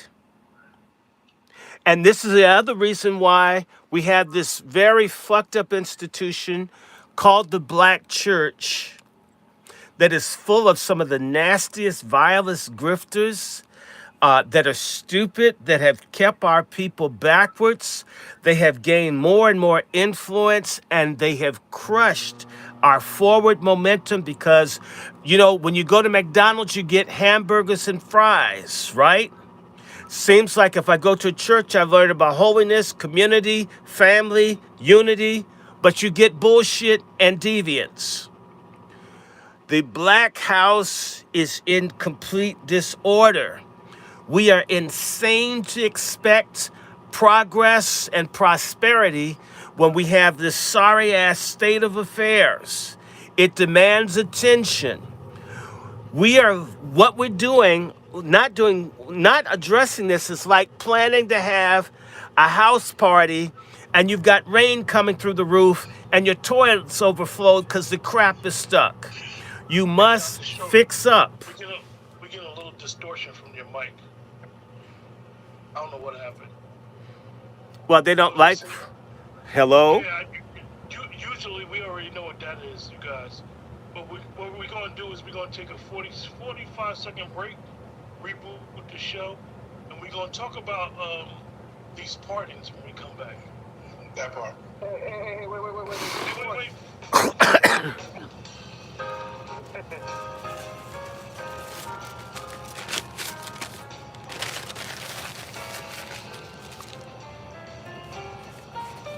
Hey, Smith. Yeah, they disturb these things, so just know, when you start talking real stuff, they block it. Wow. So they're going to reorganize. Hello, everybody. We just want to have this inaugural talk. I think I'm going to stop in a second. I don't know what I got, SARS or COVID or something, but I'm just about over it. Thank everybody, Sister Devon, Sister Smith, moderators, Marcia, everybody. Uh, how is everybody? Yeah, you called me this morning. I was asleep. I was drugged out. Yes, I did. I took a fistful of pills and went to sleep. But I'm back up now and got a few seconds. And I got to get this thing fixed.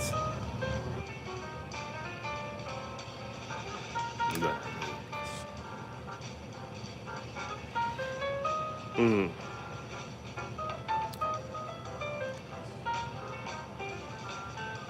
What I need. The thing I need is.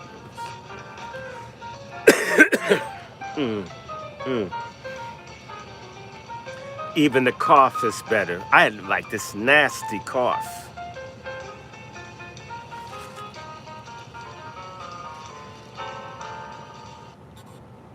So anyway, Trump gave a hell of a speech, the little bit I heard.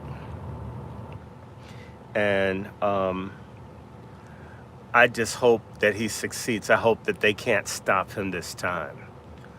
We're gonna, Dewan B and I are gonna do a show tomorrow. Yeah, I had a sinus infection as well, Marcia. It wouldn't go away.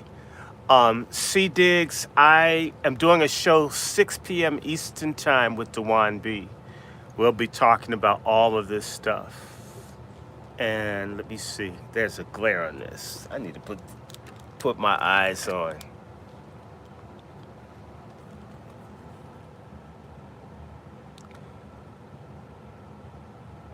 Reparations Nations, hi, how you doing? So, yeah, I think I got to the bottom of this. I got to do something with my Mac here.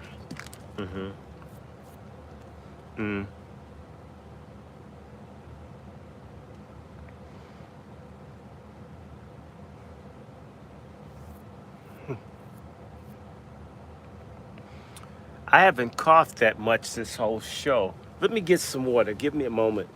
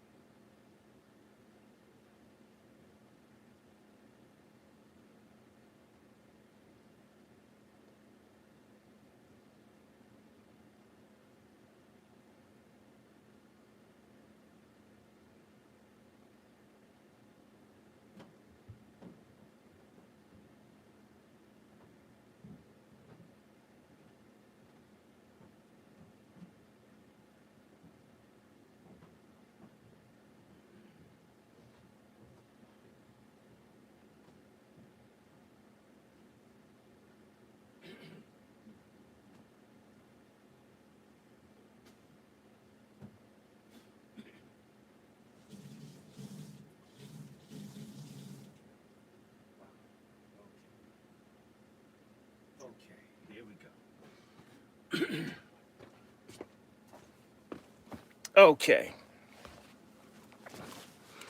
Woo. Okay, let me get back to these people, man. Oh my. Ah.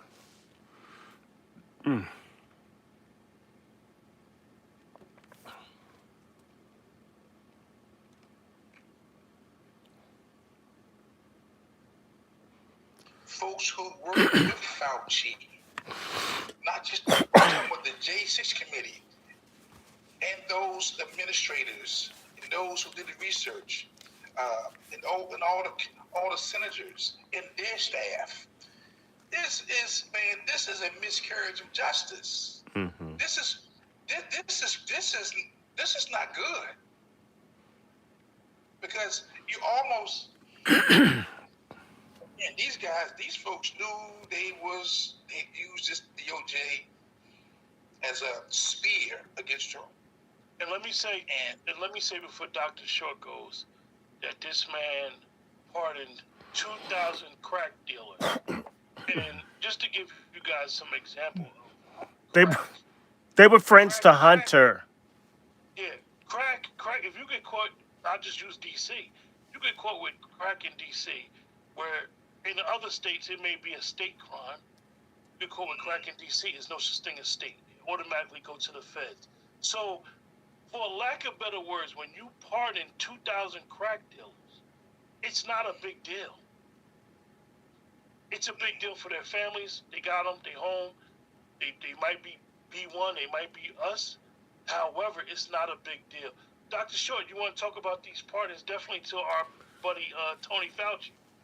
Well, look, I told y'all Biden was dirty. I told you Biden was nasty. He's vile. He's degenerate. I don't like him. I told you he assaulted me about 20, 22, 20, 23 years ago. He's a racist. He's just the worst person. Just absolutely a terrible human being.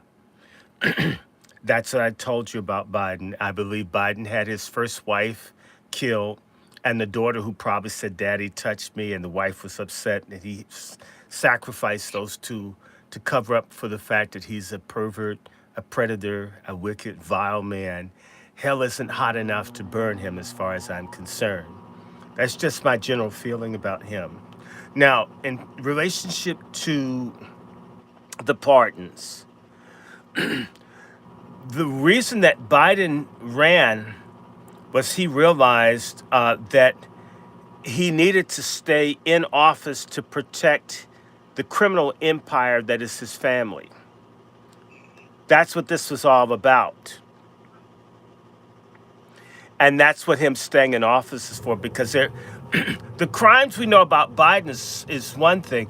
The people that have backed Biden that are committing crimes, like the people that are poisoning the food that's making everybody sick and all this other stuff, we don't know 1% of the evil of these deep state people who've been trying to destroy Trump, what they've done.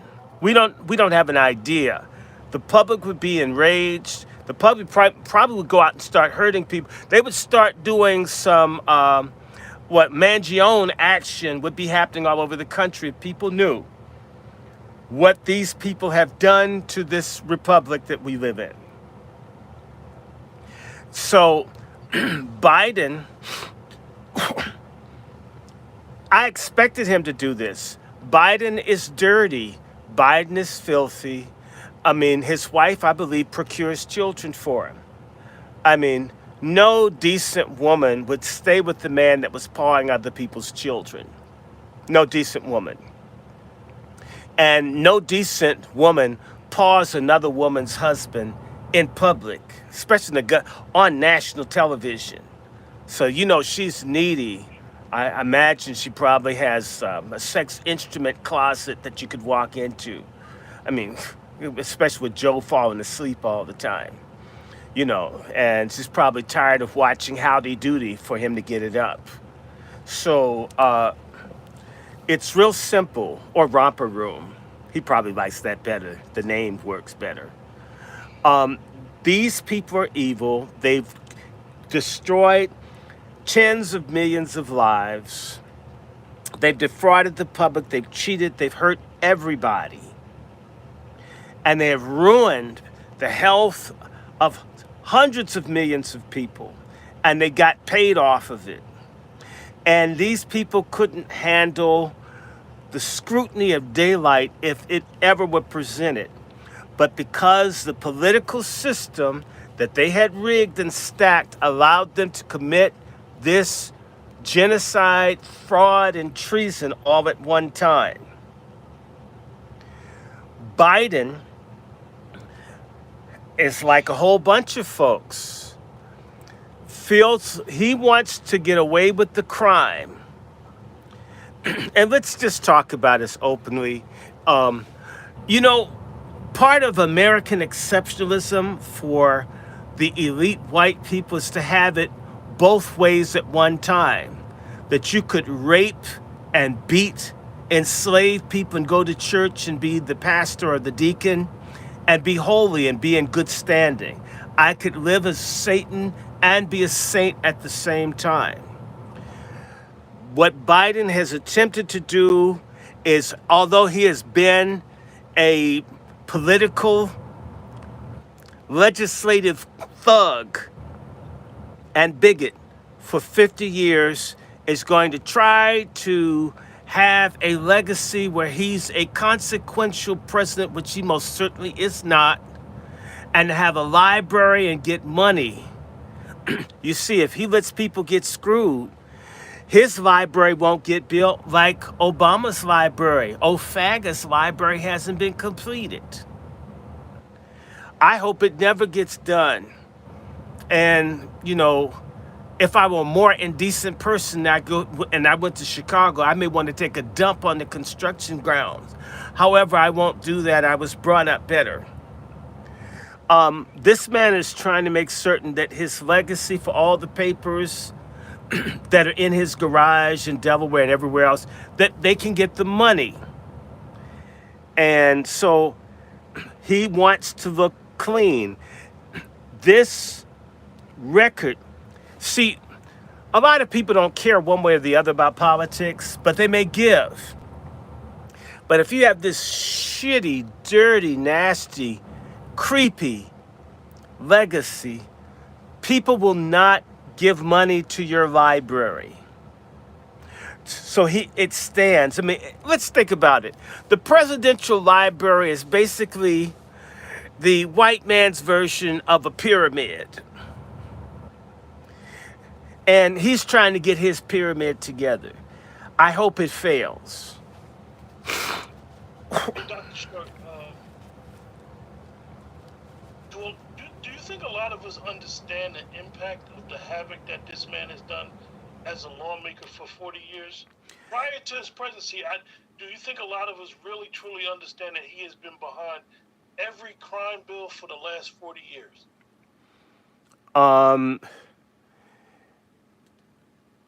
I believe that the truth will start to come out tomorrow.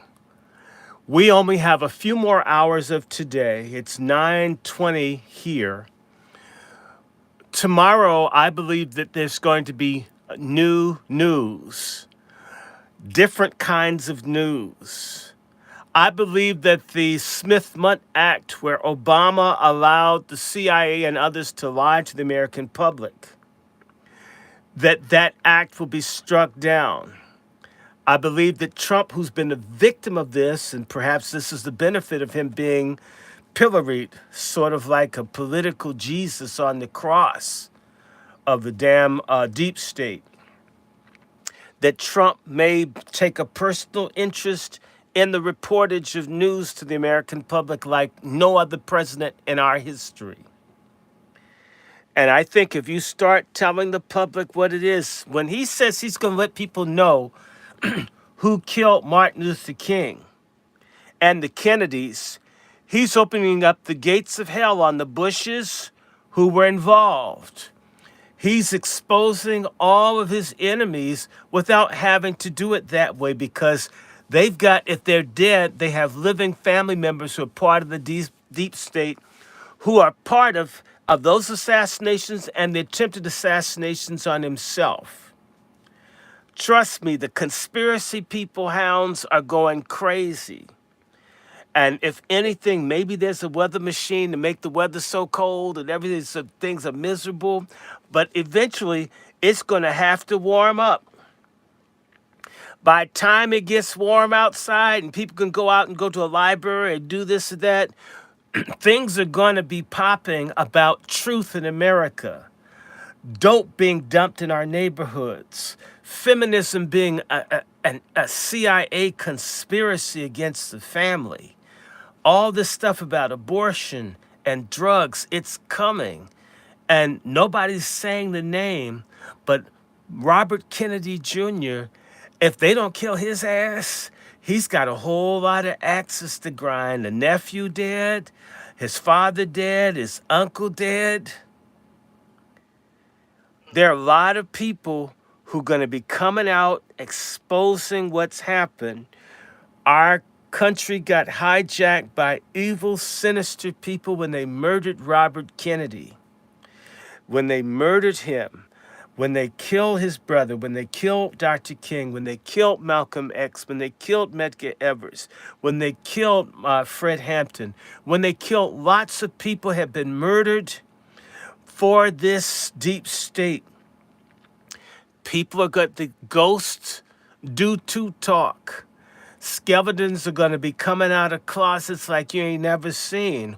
Why do you think they worked so hard? And I need to remind everybody that Kash Patel wants to be head of the FBI. Kash Patel wants to release all the information on Weinstein.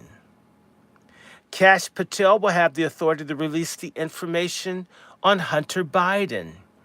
The Bidens may end up experiencing what they put Trump through, and it won't be Trump's fault. It won't be orchestrated. It will just be a process of releasing information.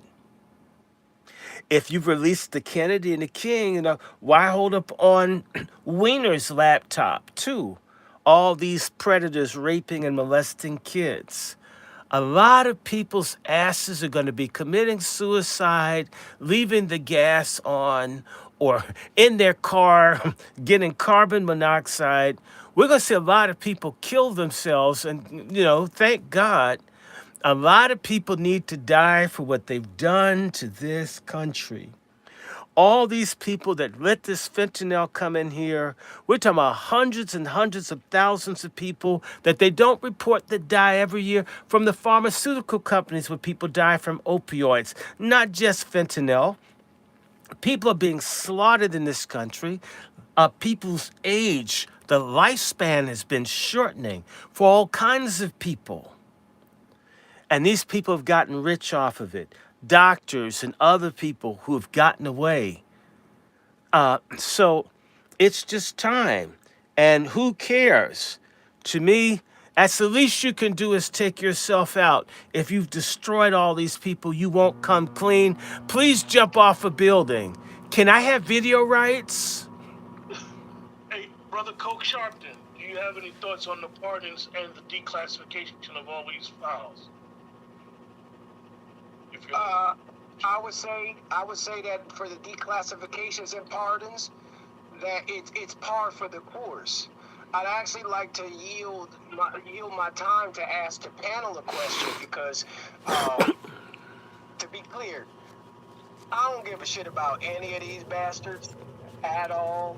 But I'm not naive enough to know that these actions don't affect me to put me on a perpetual hamster wheel of fuckery when it comes to political leaders, for lack of a better term. I'm using air quotes when it comes to that. What I need to know from the panel is, how do I deal with your left-leaning shills, the ones that haven't got the memo that the Democratic Party is down bad, if not done, for at least a decade or two. And my example of why they're done, the Democratic Party is in the same situation it was after Robert Kennedy Sr. got murdered by Sirhan. And then they had to do that quick kangaroo Democratic convention and nominating a new person when Lyndon Baines Johnson stepped down. The Democratic Party was down bad so much that went all the way through the Reagan administration. But it probably took Reagan for them to realize that they have been down since LBJ. So my question to y'all is, how do I deal with these left-leaning shills who haven't got the memo that you're done? Because what they're going to say, and I know it, well, Donald Trump got pardoned. It's only right. I don't care. I think it's fine. Because I started getting that information when, who was it? When Hunter Biden got off or something like that, about a couple of months ago. Folk were saying, well, if Donald Trump can get off, I like this. Because this is a lawless country now. We voted a lawless man into office. So there's no laws. I got family members that's talking like that. There's no laws, so the Democrats can do whatever they want to. And I'm like, see, this is how we get on this goofy ass merry-go-round.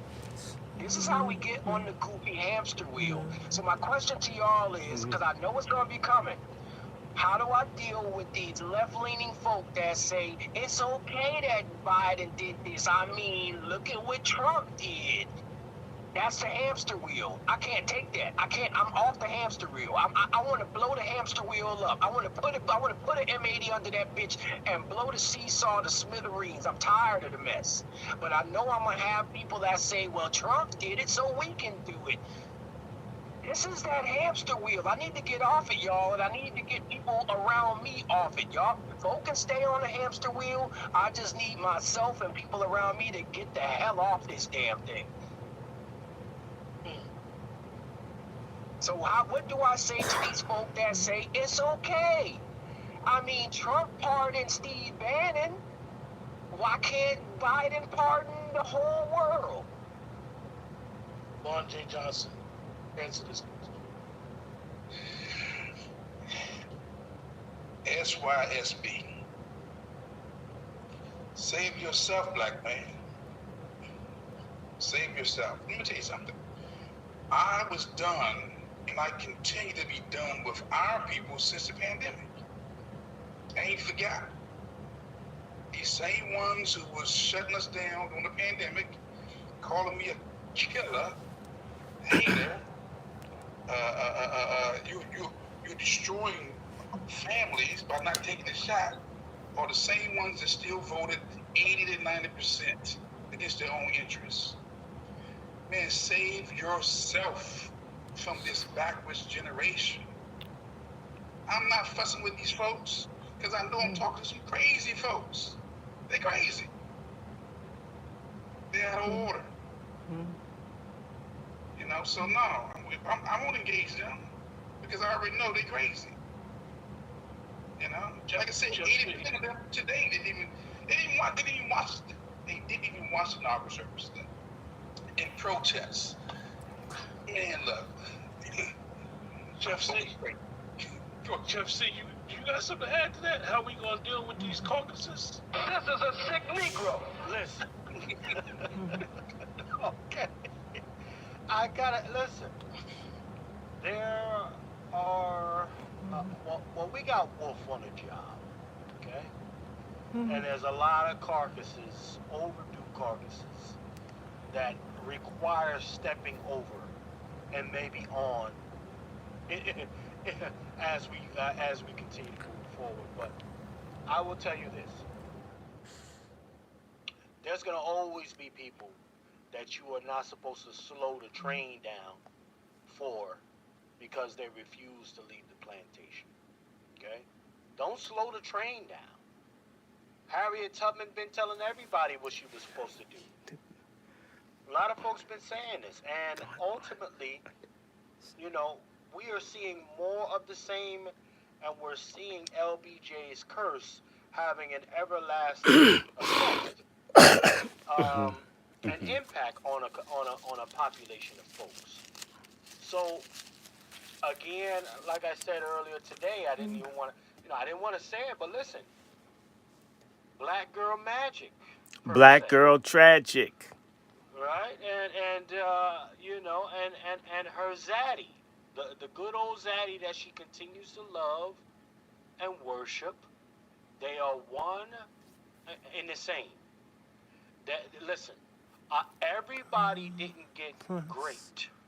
Let me say this: everybody did not get great. They was giving it up. They wanted to feel that thing. Okay? And it was planting seeds, and a lot of the folks that you're dealing with now, they are the bastard children and spawn of those jigaboos and wenches who busted open for a little bit of Zaddy's juice at the big house. They wanted to get sprayed on. So again, we're looking at a situation where, listen, all your relatives didn't get snatched up. Grandma saw Zaddy and said, "Hey, come and get it, big fella. I'm a land." Brother Negro, are you still there? Yeah, I'm right here. One of my takes is that people were laughing at me on social media when I told them we need to be starting to build our own government. People talk about Dr. Nelly Fuller, right? One of the things he talks about is replacing a system of injustice with a system of justice, right?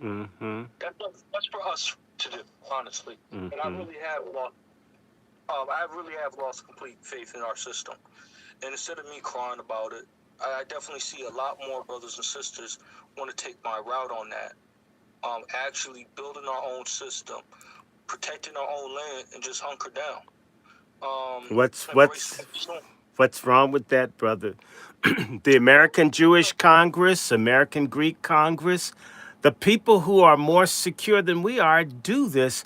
It is insane that the only time that there's been efforts to have some sort of governing body, one spearheaded by communists, the Negro Sanhedrin that didn't last a year, we've been hijacked as a group of people by enemies. And these enemies are black. Coons are my enemies. The Boule is my enemy. Another group of people, another ethnic group of people, they're not supposed to be my friends, although I may have individual friends that may be Ukrainian or Belarusian or what. But this idea, and this is what and the people who give these universal ideas on friendship, these people are Masonic, globalists, the Divine Nine. All these people push this universal brotherhood, who don't even practice it within our own ethnic group, as a means to excuse themselves not to create something exclusively for us because they don't want to do anything for us. They want to get with what other people have. And we make the mistake of saying, you look like me, you talk like me, you're around me, we're on the same page. From here on out, people need to look for ideological purity, similarities, and continuities. And if you and I don't line up, I don't have time for you. I had a guy I was willing to help, and this guy lied on me that I demanded tens of thousands of dollars to help them. Can you believe that, Chef C? Can you believe that, Brother Juan? Can you believe that, Brother Quentin? That they asked me to help them do something. I says, well, I need tens of thousands of dollars, Jesse Jackson level, before I can help you. Do you think I said that to someone? Do you? Does it sound like anything you've ever heard me say, any of you? If you called and asked me for something? Negro? Does it sound like I'd say, well, I need like $100,000? If you asked me to. Not even a million Okay. years. So this person told a whole bunch of people this lie of what I did to them. And that's okay. But they have a friend And the real thing, let's just get to it. The niggas are more in that stupid stuff where you wear the circus monkey shit. Uh, I'm not, no. I'm not gonna do it. Okay. And I told the guy, look, the problem wasn't you, the problem was me. I'm a Christian and you're in some cultic thing that has nothing to do with my Bible. I had no business working with you in the first place because we don't line up ideologically, ethically, or morally. And I lowered my standards and dealt with you, and you guys shit on me, which is what you will do when your standards are lower. I'm not mad at you. I forgive you for screwing me. But I'm going to be true to my ideas and principles, and I'm not going to deal with you. And I feel no malice towards you, but your God and my God don't line up. So I'm not with you. This is what must be. The reason that people could make progress in our race prior to the 1980s is there used to be some sense of absolute right and wrong, God, principle, commandments, covenant. It wasn't sufficient, but there was some. Now we have none of it. And these people will tell you melanin makes you holy. Oh, well, you're white people don't have melanin. White people are completely immoral. Well, what about the black person that's raping babies? And they'll say, well, they got that. That's contaminant. Bullshit.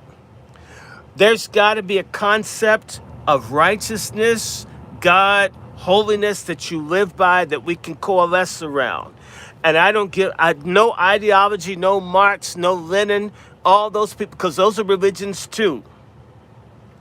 Find a religion that has worked. Find a belief system that had evidence of having worked.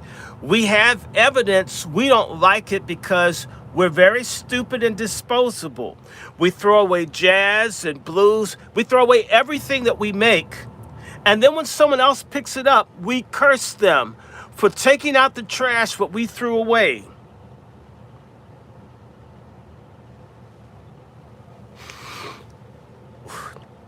I wanted to respond a little bit more about that because I got into it with somebody on a space, right? We were talking about the faiths, right? And I do agree with you.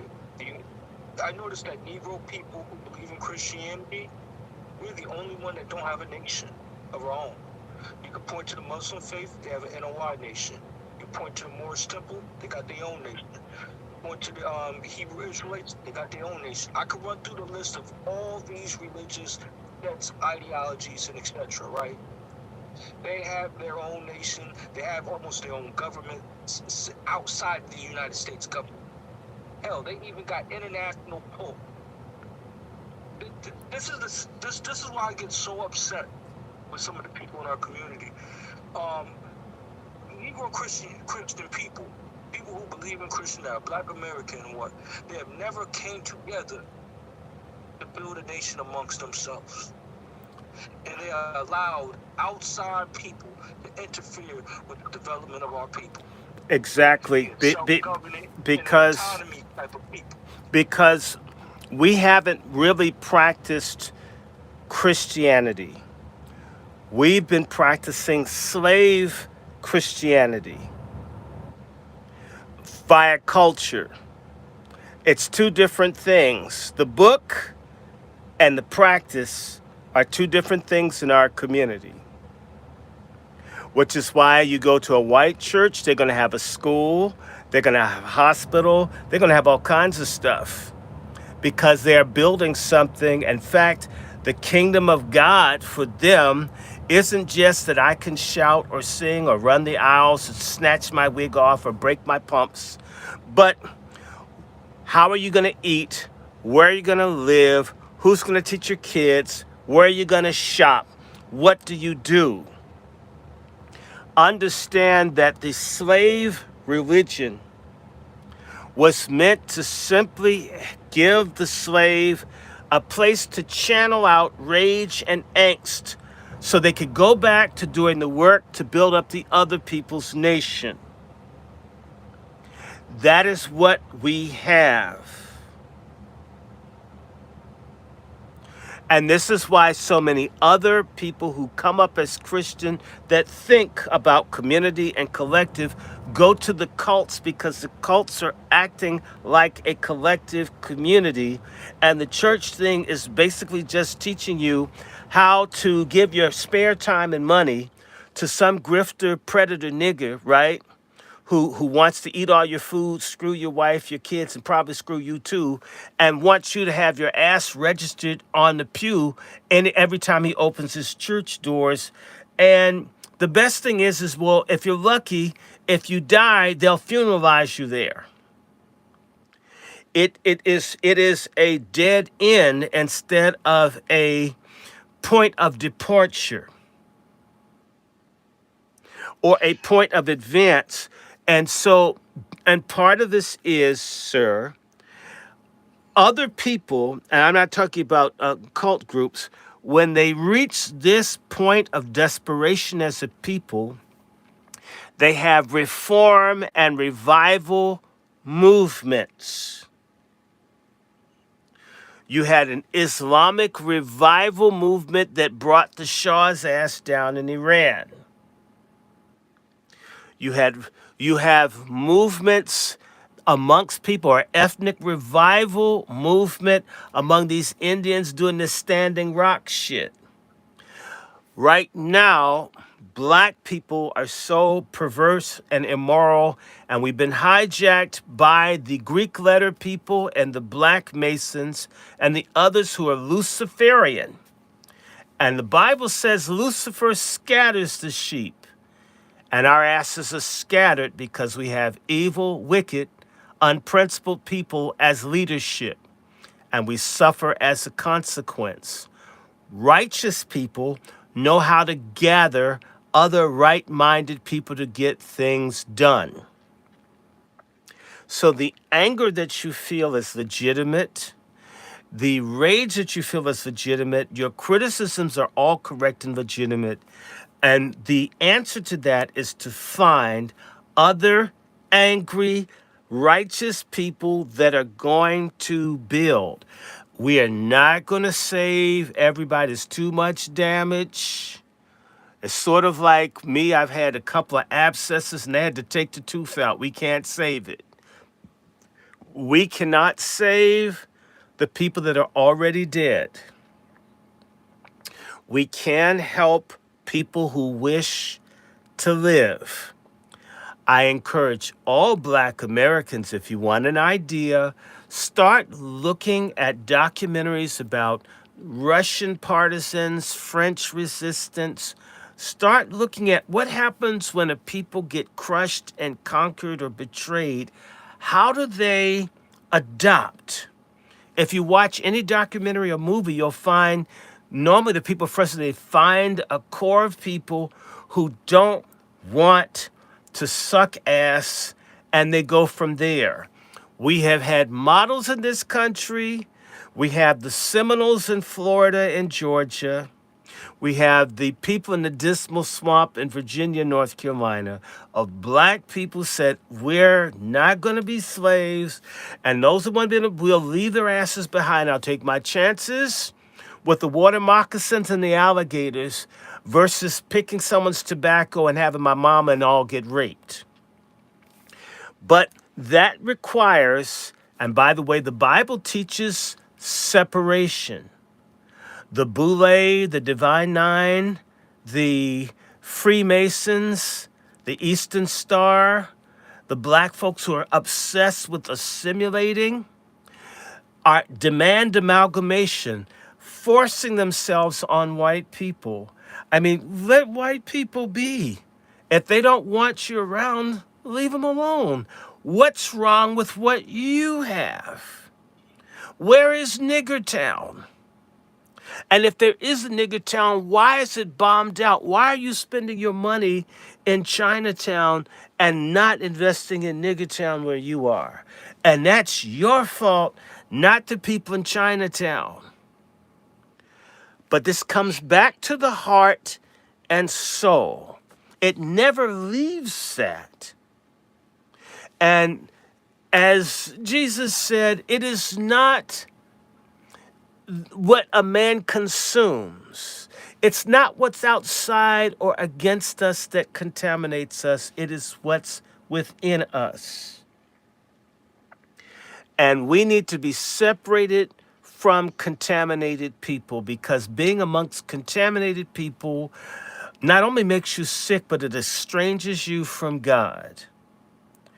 I am healthy, healthier than a bunch of people I'm related to, because I separate myself from certain sorts of bullshit.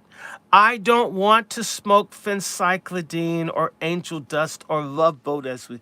I don't want to do that. I don't want to go to the basement and turn the lights out and find out who done it when the lights come on. I'm not interested. I like names that I can pronounce and write that are memorable for children. These people who think like we do must work together. We don't want everybody. I need to remind you that there used to be all black towns, and they still exist. And in those all black towns out west, nobody talks about it. They used to have to hang the niggas that would violate the peace of the community. The reason that those communities were viable is because they would string you up. If you were doing crazy stuff, they would come see you. With that bat squad or a gun squad come and get you. It used to be that there would be a group of black men that upheld order and rules. You put your hand on somebody's kids, what he look like, what street he's on. Oh, hey, chef, we got some, and go and beat that person's ass out. Run him out of town. What about your house? It's ours now. You fucked up. Get out of here. It said, well, it's my house. It says, move back in, we'll set it on fire. It used to be you did not allow certain things, but once it all became, oh, we're all black. Bullshit. Good black, righteous black, upright black, okay.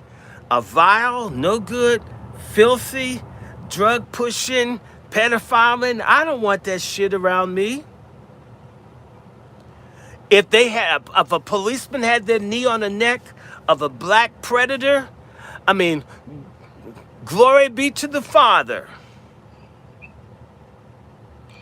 Tired of this shit. Hey, but Dr. Short, the thing that I noticed though, when I was in that space, they were upset at me because I told them that I'm not in the business of rocking with other people that's outside my faith group, and they were trying to demonize me. Oh, no, they weren't trying to demonize you. They were demons. Yeah. And so, no, hold on. Let me tell you something, because we don't do it no more. And you too young to remember, but Juan and I remember. Juan knows there used to be a point not too long ago in the black community that there were two types of black people. There were black people that were saved and black people that were sinners. And if you were a wicked ass black person, we told you as much. We don't want your sinning ass around us. And it wasn't, you're black, I'm black, so if you want to rape my child, you're okay because we're in the same. Fuck that. You're going to hell. I don't even want to be around your wicked ass. And so you separated yourself from the sinful people.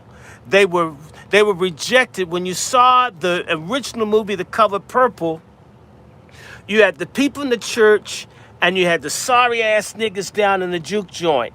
And in reality, there's a separation in our community between those people that want to do what is right and those people that want to go to hell and self-destruct, drink, whore, and they're basically black, white supremacists. We have to stop unifying around color and unify around, as Dr. King said, the content of our character. The people with the godly character, righteous continent, that's who I want to be around.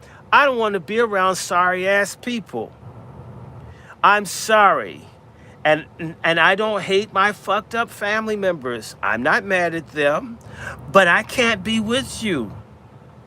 I have people come to your house with drugs and shit. The police, they'll come and put us in jail, take our house because you sell dope. Never use dope in my, never want to. Why do I have to go to jail for your ass? Hey man, you want to ride and had a stolen car, get your ass put in jail the rest of your life. You have to separate from them, and you need to tell people if you're a Christian, you're a sinner. You guys are wicked. It's time for people to start telling people you're dirty and we're in the mud. And no, like the Bible, the song they sing, it's nobody's fault but mine. Those are songs from people that are slaves. The slaves are saying it's nobody's fault but mine if I don't get right. That's the person getting whipped and exploited, still saying, I have character, I have a responsibility to either be right with God or wrong with God. It says it's nobody's fault. He didn't even say it's Master's fault. It's nobody's fault but mine. If I should die tonight and my soul be lost, it's nobody's fault but mine. If you're a stupid, black, drug-addicted, whorish type person, you're out here, it's nobody's fault but yours if you choose to do this. Especially, there's enough anti-drug information, people trying to be different from that. And I can just say to you, we all know this, we've been around people, if you show up, Brother Juan, anybody, and you're an upright person, they run in your presence. They don't want to be around upright people. Why are we running after the people that are suicidal and hellbound? Let them go. Damn them. Brother Juan G. Dr. Short is cooking tonight, man. Look, to my brother Negro, I understand his sentiment. And as much as I want to see us come together, and our women don't even listen to us. Let me say that again. As much as I want to come together as a people, our women don't even listen to us. So how you gonna have a government? We can't even practice Genesis 18:17 when God told Abraham, "Should I hide from Abraham the thing I want to do for him? Seeing that he should become a great nation, the earth shall be blessed in the earth. I know him that he will command his children." I've been telling you before, and I'm gonna say this again. We always lead with protect and provide. I'm not doing that no more. I lead with instructions. You can't get my instructions, you can't get my protection. You can't get my instructions, you can't get my provisions. Okay? So we ain't building nothing until we get on the same page. That's right. And as Dr. Short said, look, right, we came up, either you were saved or you was a sinner. Okay? We all knew who the saved folks was. I was a walking Bible, holiness, apostolic, Pentecostal. You're going to hell. Yeah, that's, Okay? yeah, you tell people you're going to hell. Yes, you tell people. and It's lost. Jeff C., you have any thoughts? Okay. So, I mean, look, I have a few thoughts before Chef C drops his bill. One of the things is that Negro, and you'll acquire this the older you get. And I'm speaking of somebody whose maturation has literally changed in the last 7 to 8 years. I'm not worried. I'm being straight up, family or foe. What I'm trying to be and the path that I'm trying to walk, you're going to meet people who are on that same path. Whether I knew them 20 years, 10 years, tomorrow, next week, people that are walking in the right path, the right direction, they're trying to really, really, honestly get true liberation for black people in this country. they're going to align themselves with each other. Not the coons, not the grifters. The ones who are really trying to get liberation for our people are going to align themselves together, no matter where they come from. So a person you may disagree with today, who don't see it through the same lens that you have, may be your ally tomorrow if they see it different. So, speaking as your brother, focus on you, focus on the path you're walking, and people gonna come in and out your life, man. Y'all know how it goes. We share so much information behind the scenes. And I'll be at work sometime. I get the group text. I'll be like, man, I didn't know this was going on. And that's enough for me from where I'm at to apply on how I have to move. And that's how I look at it. Y'all my green book. You know, Y'all my information. Y'all tell me how to move where I'm at. yeah. Let me say this. Let me say this. And I want to be very clear. You guys know what I do for a living. I train people how to kill. Let's keep it 100. Stop the threat means kill. I'm a firearm instructor who teach you how to stop the threat. Okay? I did almost 3 decades as a police officer. All right? And I'm telling you right now, I've trained probably more females than guys. Say this again. I've probably trained more women than males. And the males are the ones who are supposed to be the protectors and providers. Okay? And giving the instructions. Okay? And I can't put behind me what I've seen in these streets. I know the carnage that's going on in our neighborhoods. These are single sisters raising out of control children. Okay? And they grew up moist.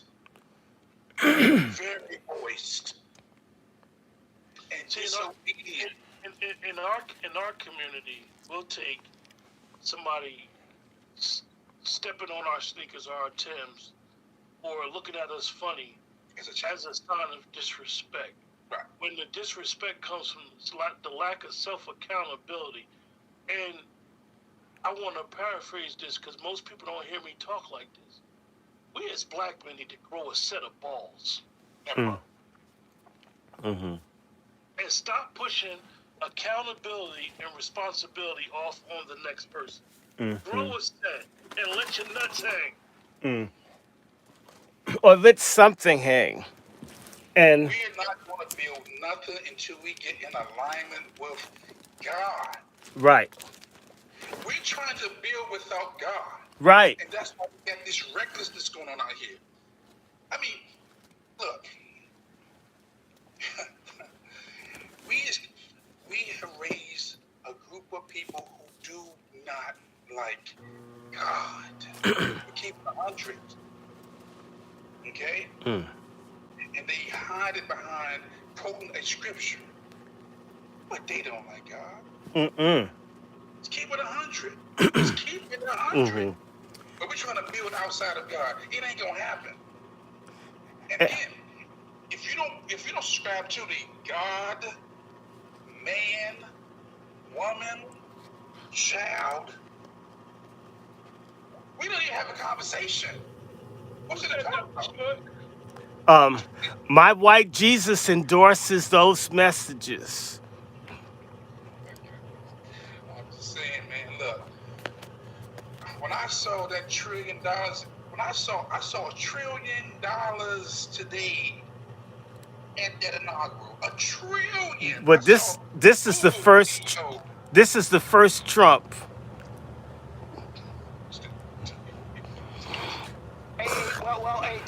Hey, listen up, Ron.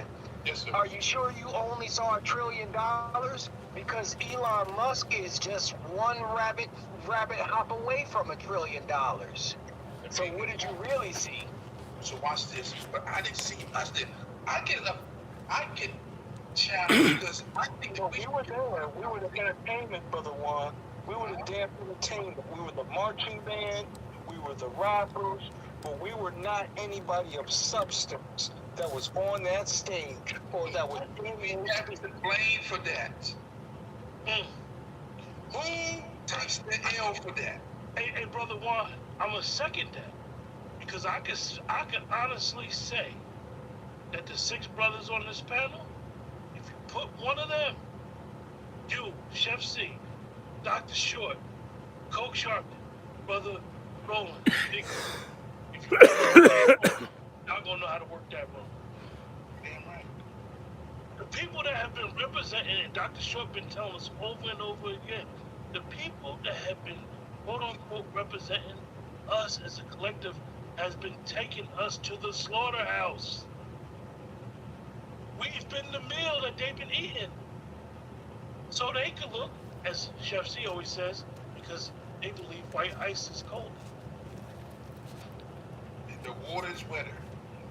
And they say black lives don't matter. That's what they are. BDM, Black Lives Don't Matter. That's like well, I'm they giving out free meals at Roof Chris. I'm not gonna go because I don't like the way somebody talked to me. This is what these people have told us to do. This is what that blackout did. But you know what? Their people are there. It's the same way the little nigger preachers tell you they don't like politics, and yet they meet with all the politicians. They don't want the people in their congregation to have any power or representation. They want to have those relationships for themselves. We have friends, the slave masters of our people today look like us.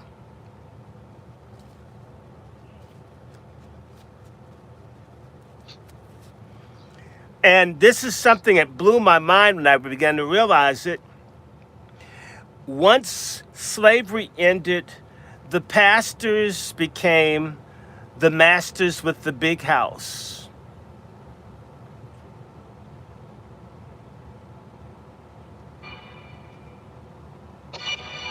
That is the problem.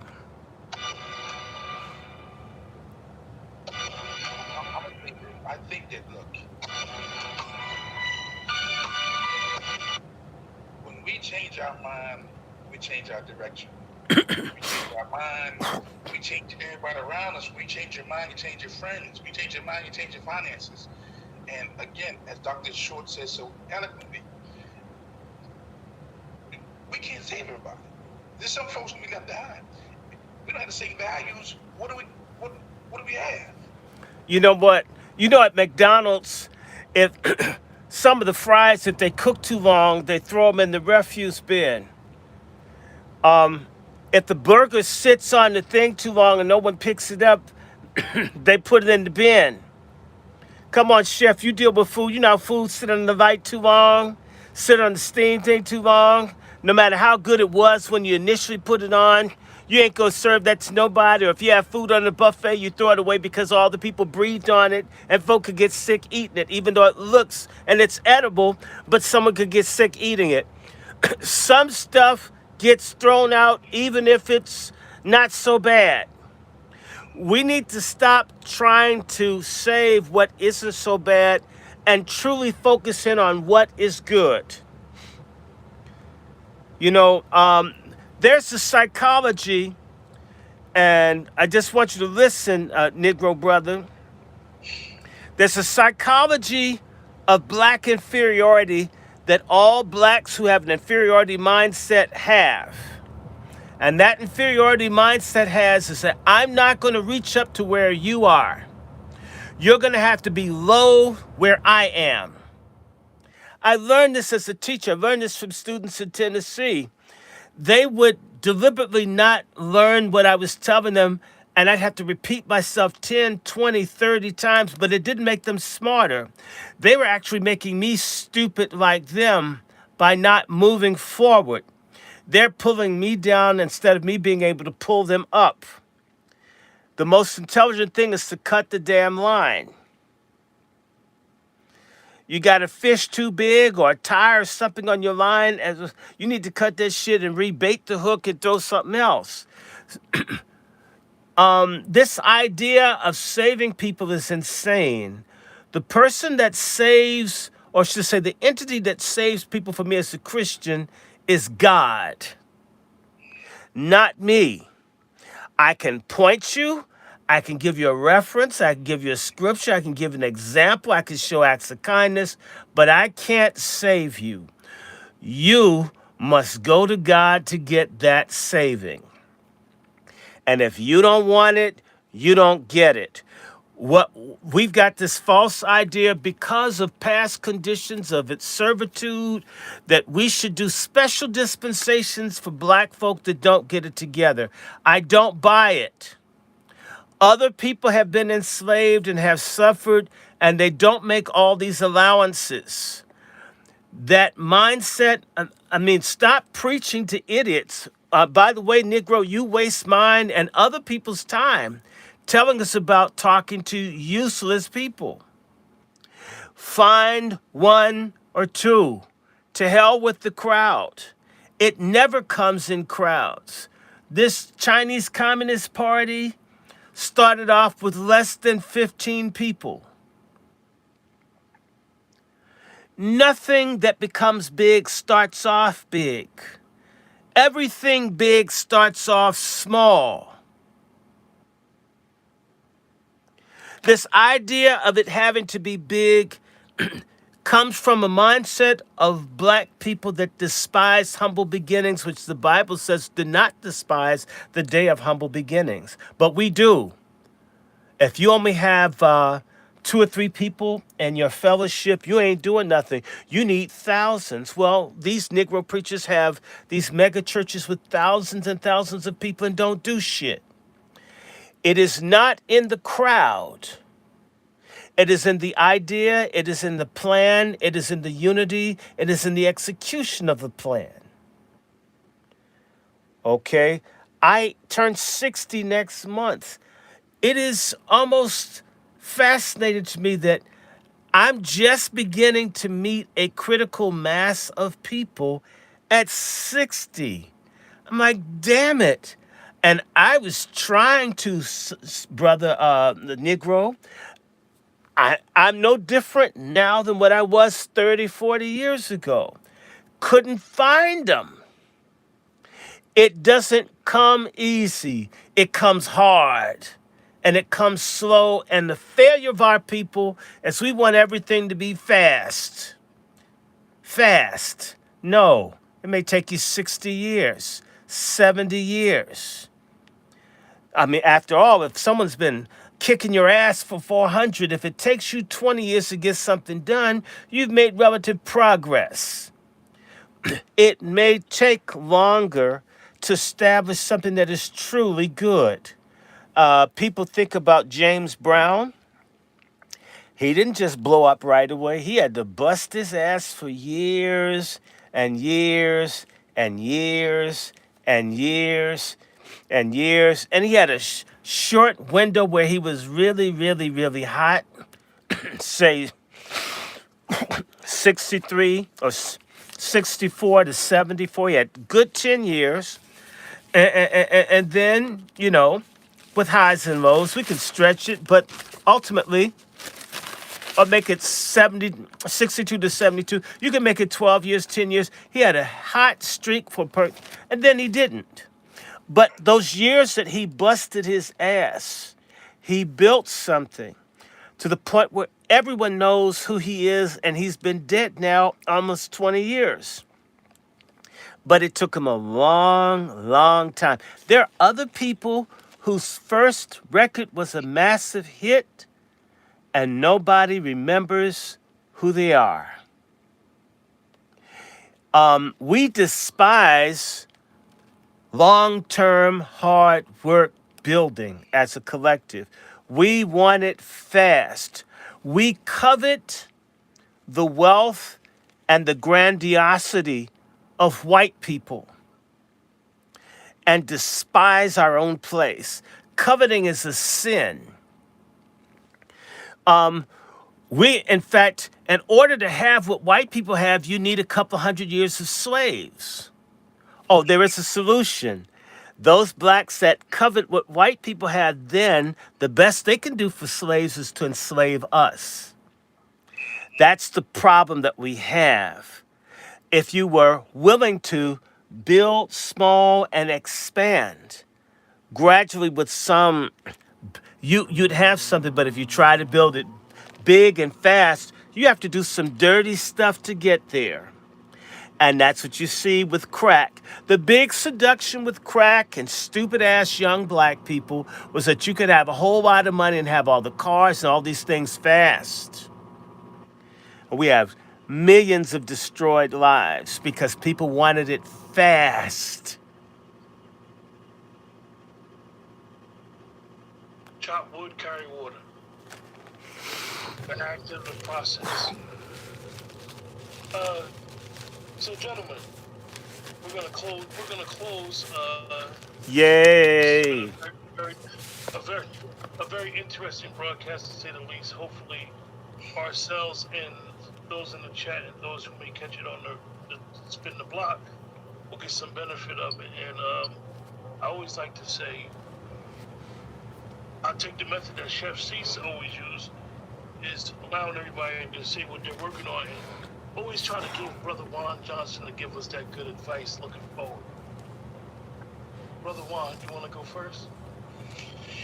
Yeah, well, let me just drop this. I did post this out of the chat that Trump did say he's going to restore back to the armed forces those who lost their jobs during the COVID. He's going to bring them back with back pay. And I think that's important because, again, a lot of us was under this threat of losing jobs, losing friends, losing families because of the whole COVID piece. So I salute him for that. Okay, I mean, a lot of good people in the armed forces lost their jobs because they didn't take the jab. So I salute for that. I'll say this. Look, we got a lot to do. This is a new day for us, man. For all of us. This is a new day. We have an opportunity to do things right, to get things right. And we need to seize that opportunity. Okay? I know some hurt folks out here, but don't let your hatred become hatred. You know? I know some sad folks out here. Don't let your sadness, make you so sad that that you just check out. Oh, this is a new day. Okay? Go to lwftraining.com if you want some firearm services training, some advice. Go to lwftraining.com. Like I said, you will see me on these social media streets. I'm gonna give up Chef C. She got this donation every month to keep the on your neck going. We got to do that. Okay? And I just salute every brother, whether seen or unseen on the broadcast. Brother Q for holding it down today. Brother Dr. Short, the brothers in the back, the Negro, Brother Roland, and Coach Shopton. Okay. I salute you guys because again, having some good, solid brothers who are about that business is not easy to find these days. Okay, who don't have big egos. We just trying to get things done. And I shout you out. I want everybody, please, to subscribe to Let's Talk 2. Subscribe to Dr. Short's Anger Man. Just subscribe or donate to our platforms. Again, we're trying to do what we can, what we got. And again, I salute you. Thank you for tuning in. You could be somewhere else, but you're here.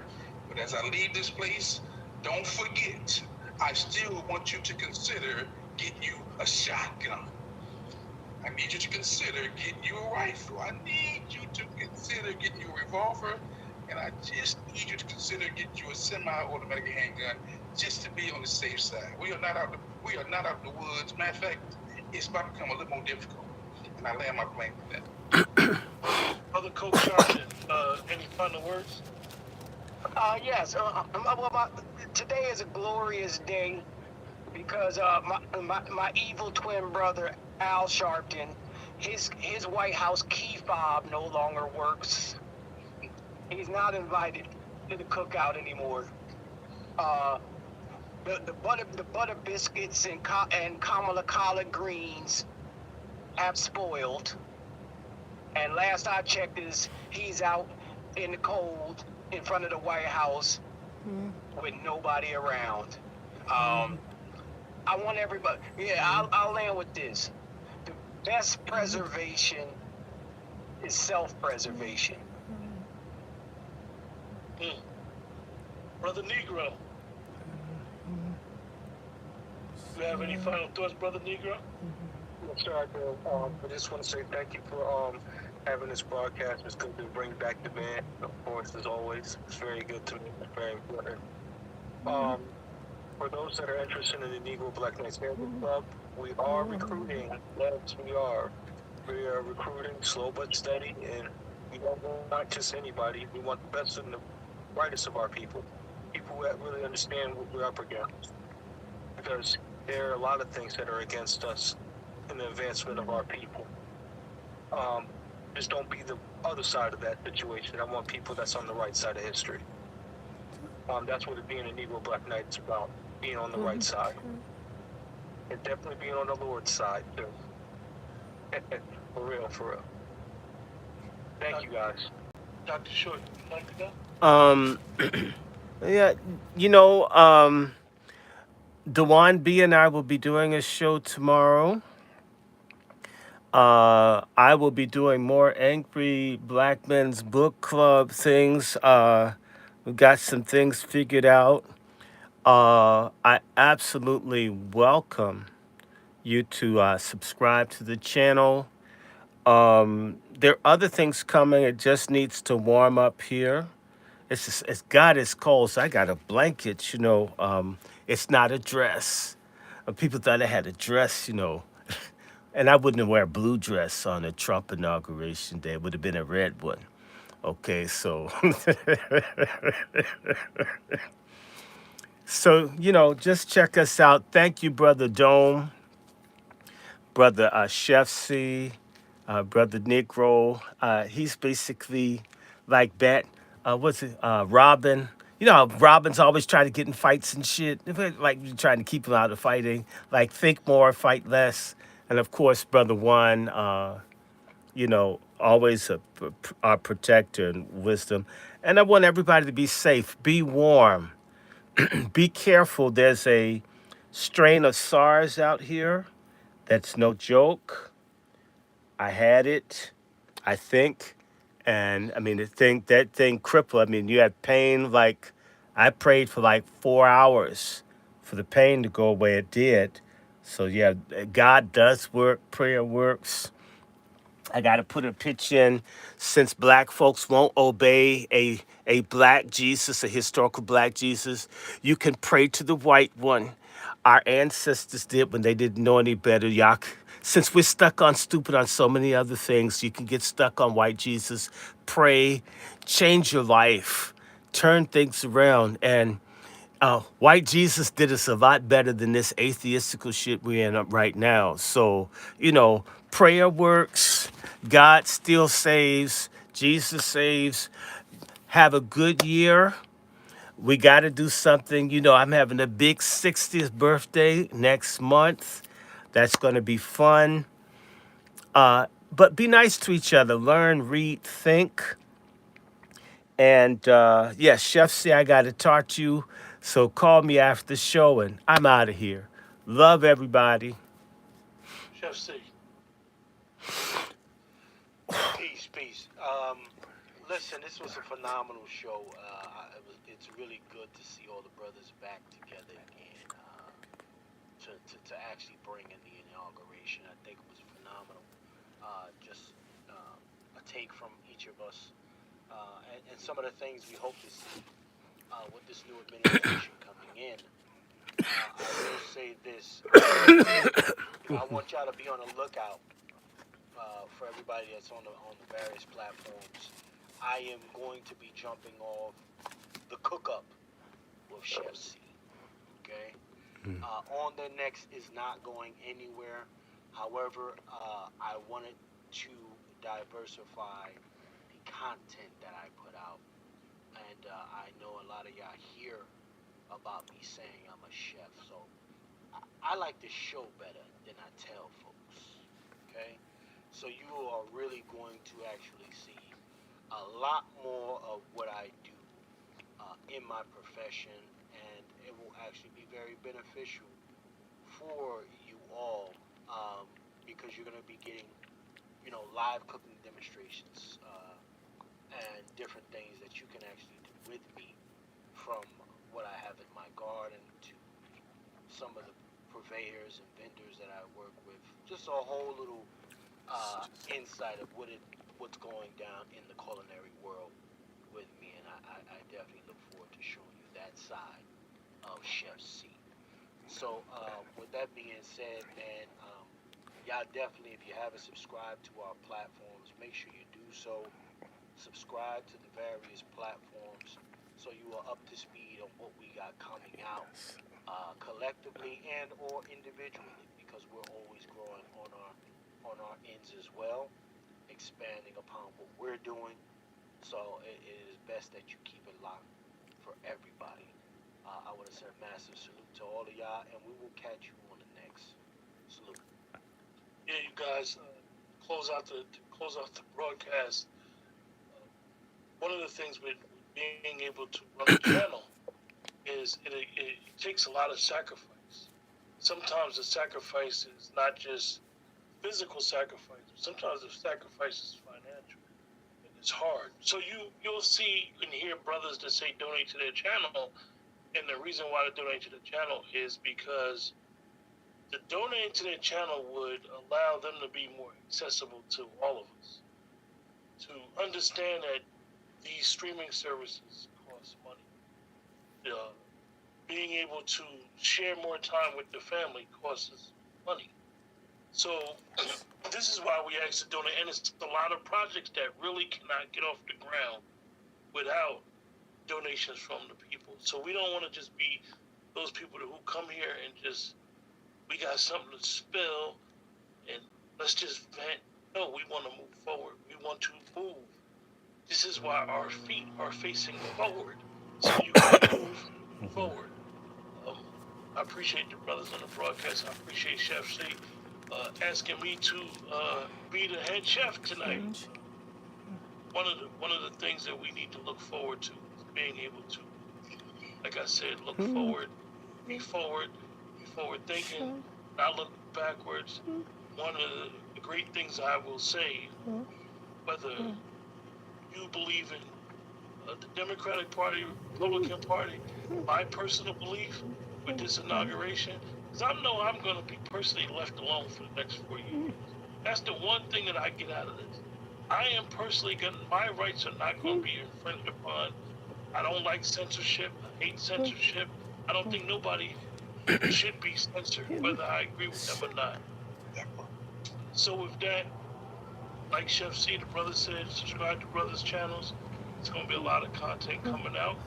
We all do stuff individually, and then we meet up collectively at the back of the barn, and we just chop it up and we eat, cook, and we enjoy our meals. And we don't need to be out here, out here playing.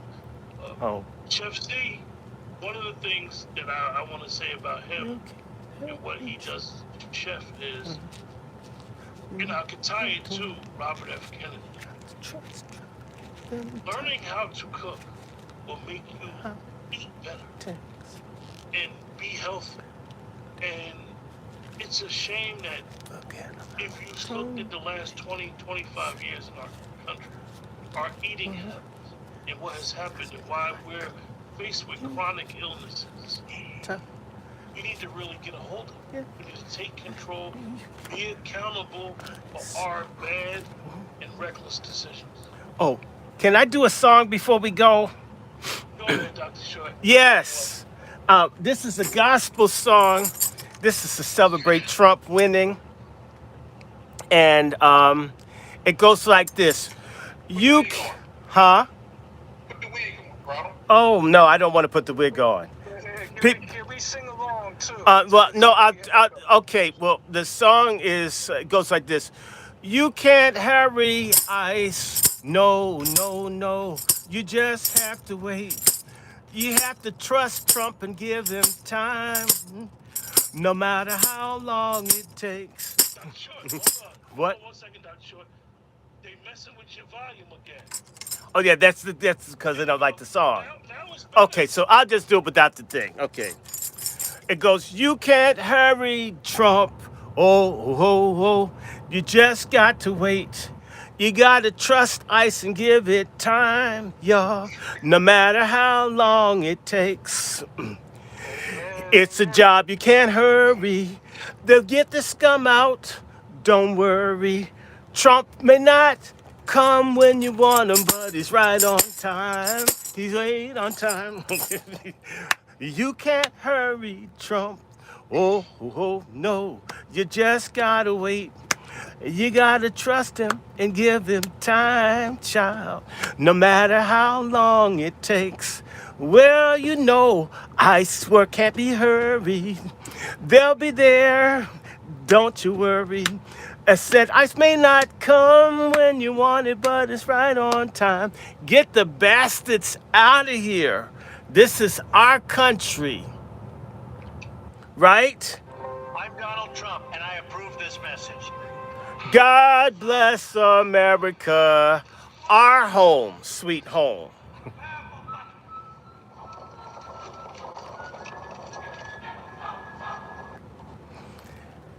Good night, guys. This is our country. We built this country, all of us that have been here for generations. We will not let these people take it. Let these freaks, liberals, and globalists, and these communistic people that hate this country, that hate private property and hate the family, damn all of that. Y'all can come kill me. Y'all know where to find me. I'm not for that stuff. This is our country. And we got to stop acting like you belong in Africa somewhere. This is as Africa as I need. And I love Africa, but this is home. Hell.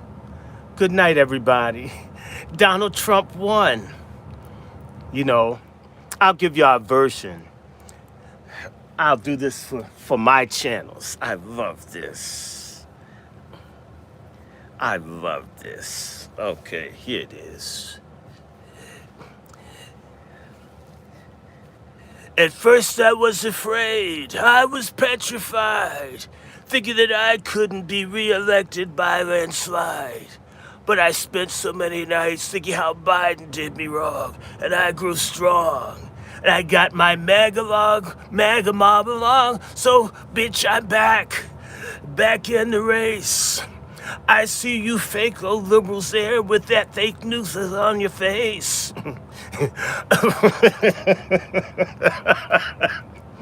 Trump will survive. Well, as long as I get all the votes, I know I'll be alive.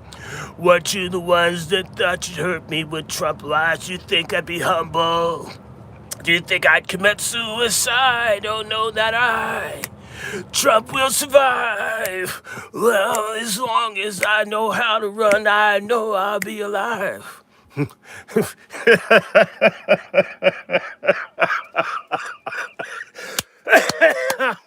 Okay, y'all. Good night. He did survive. Oh, hey. Trump will survive. Oh, as long as I know. Okay, anyway. Is that true?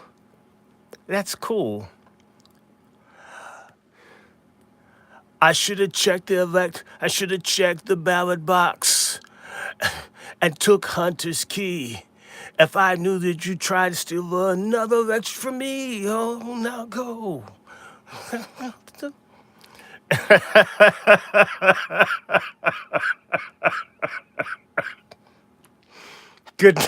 Good night, everybody.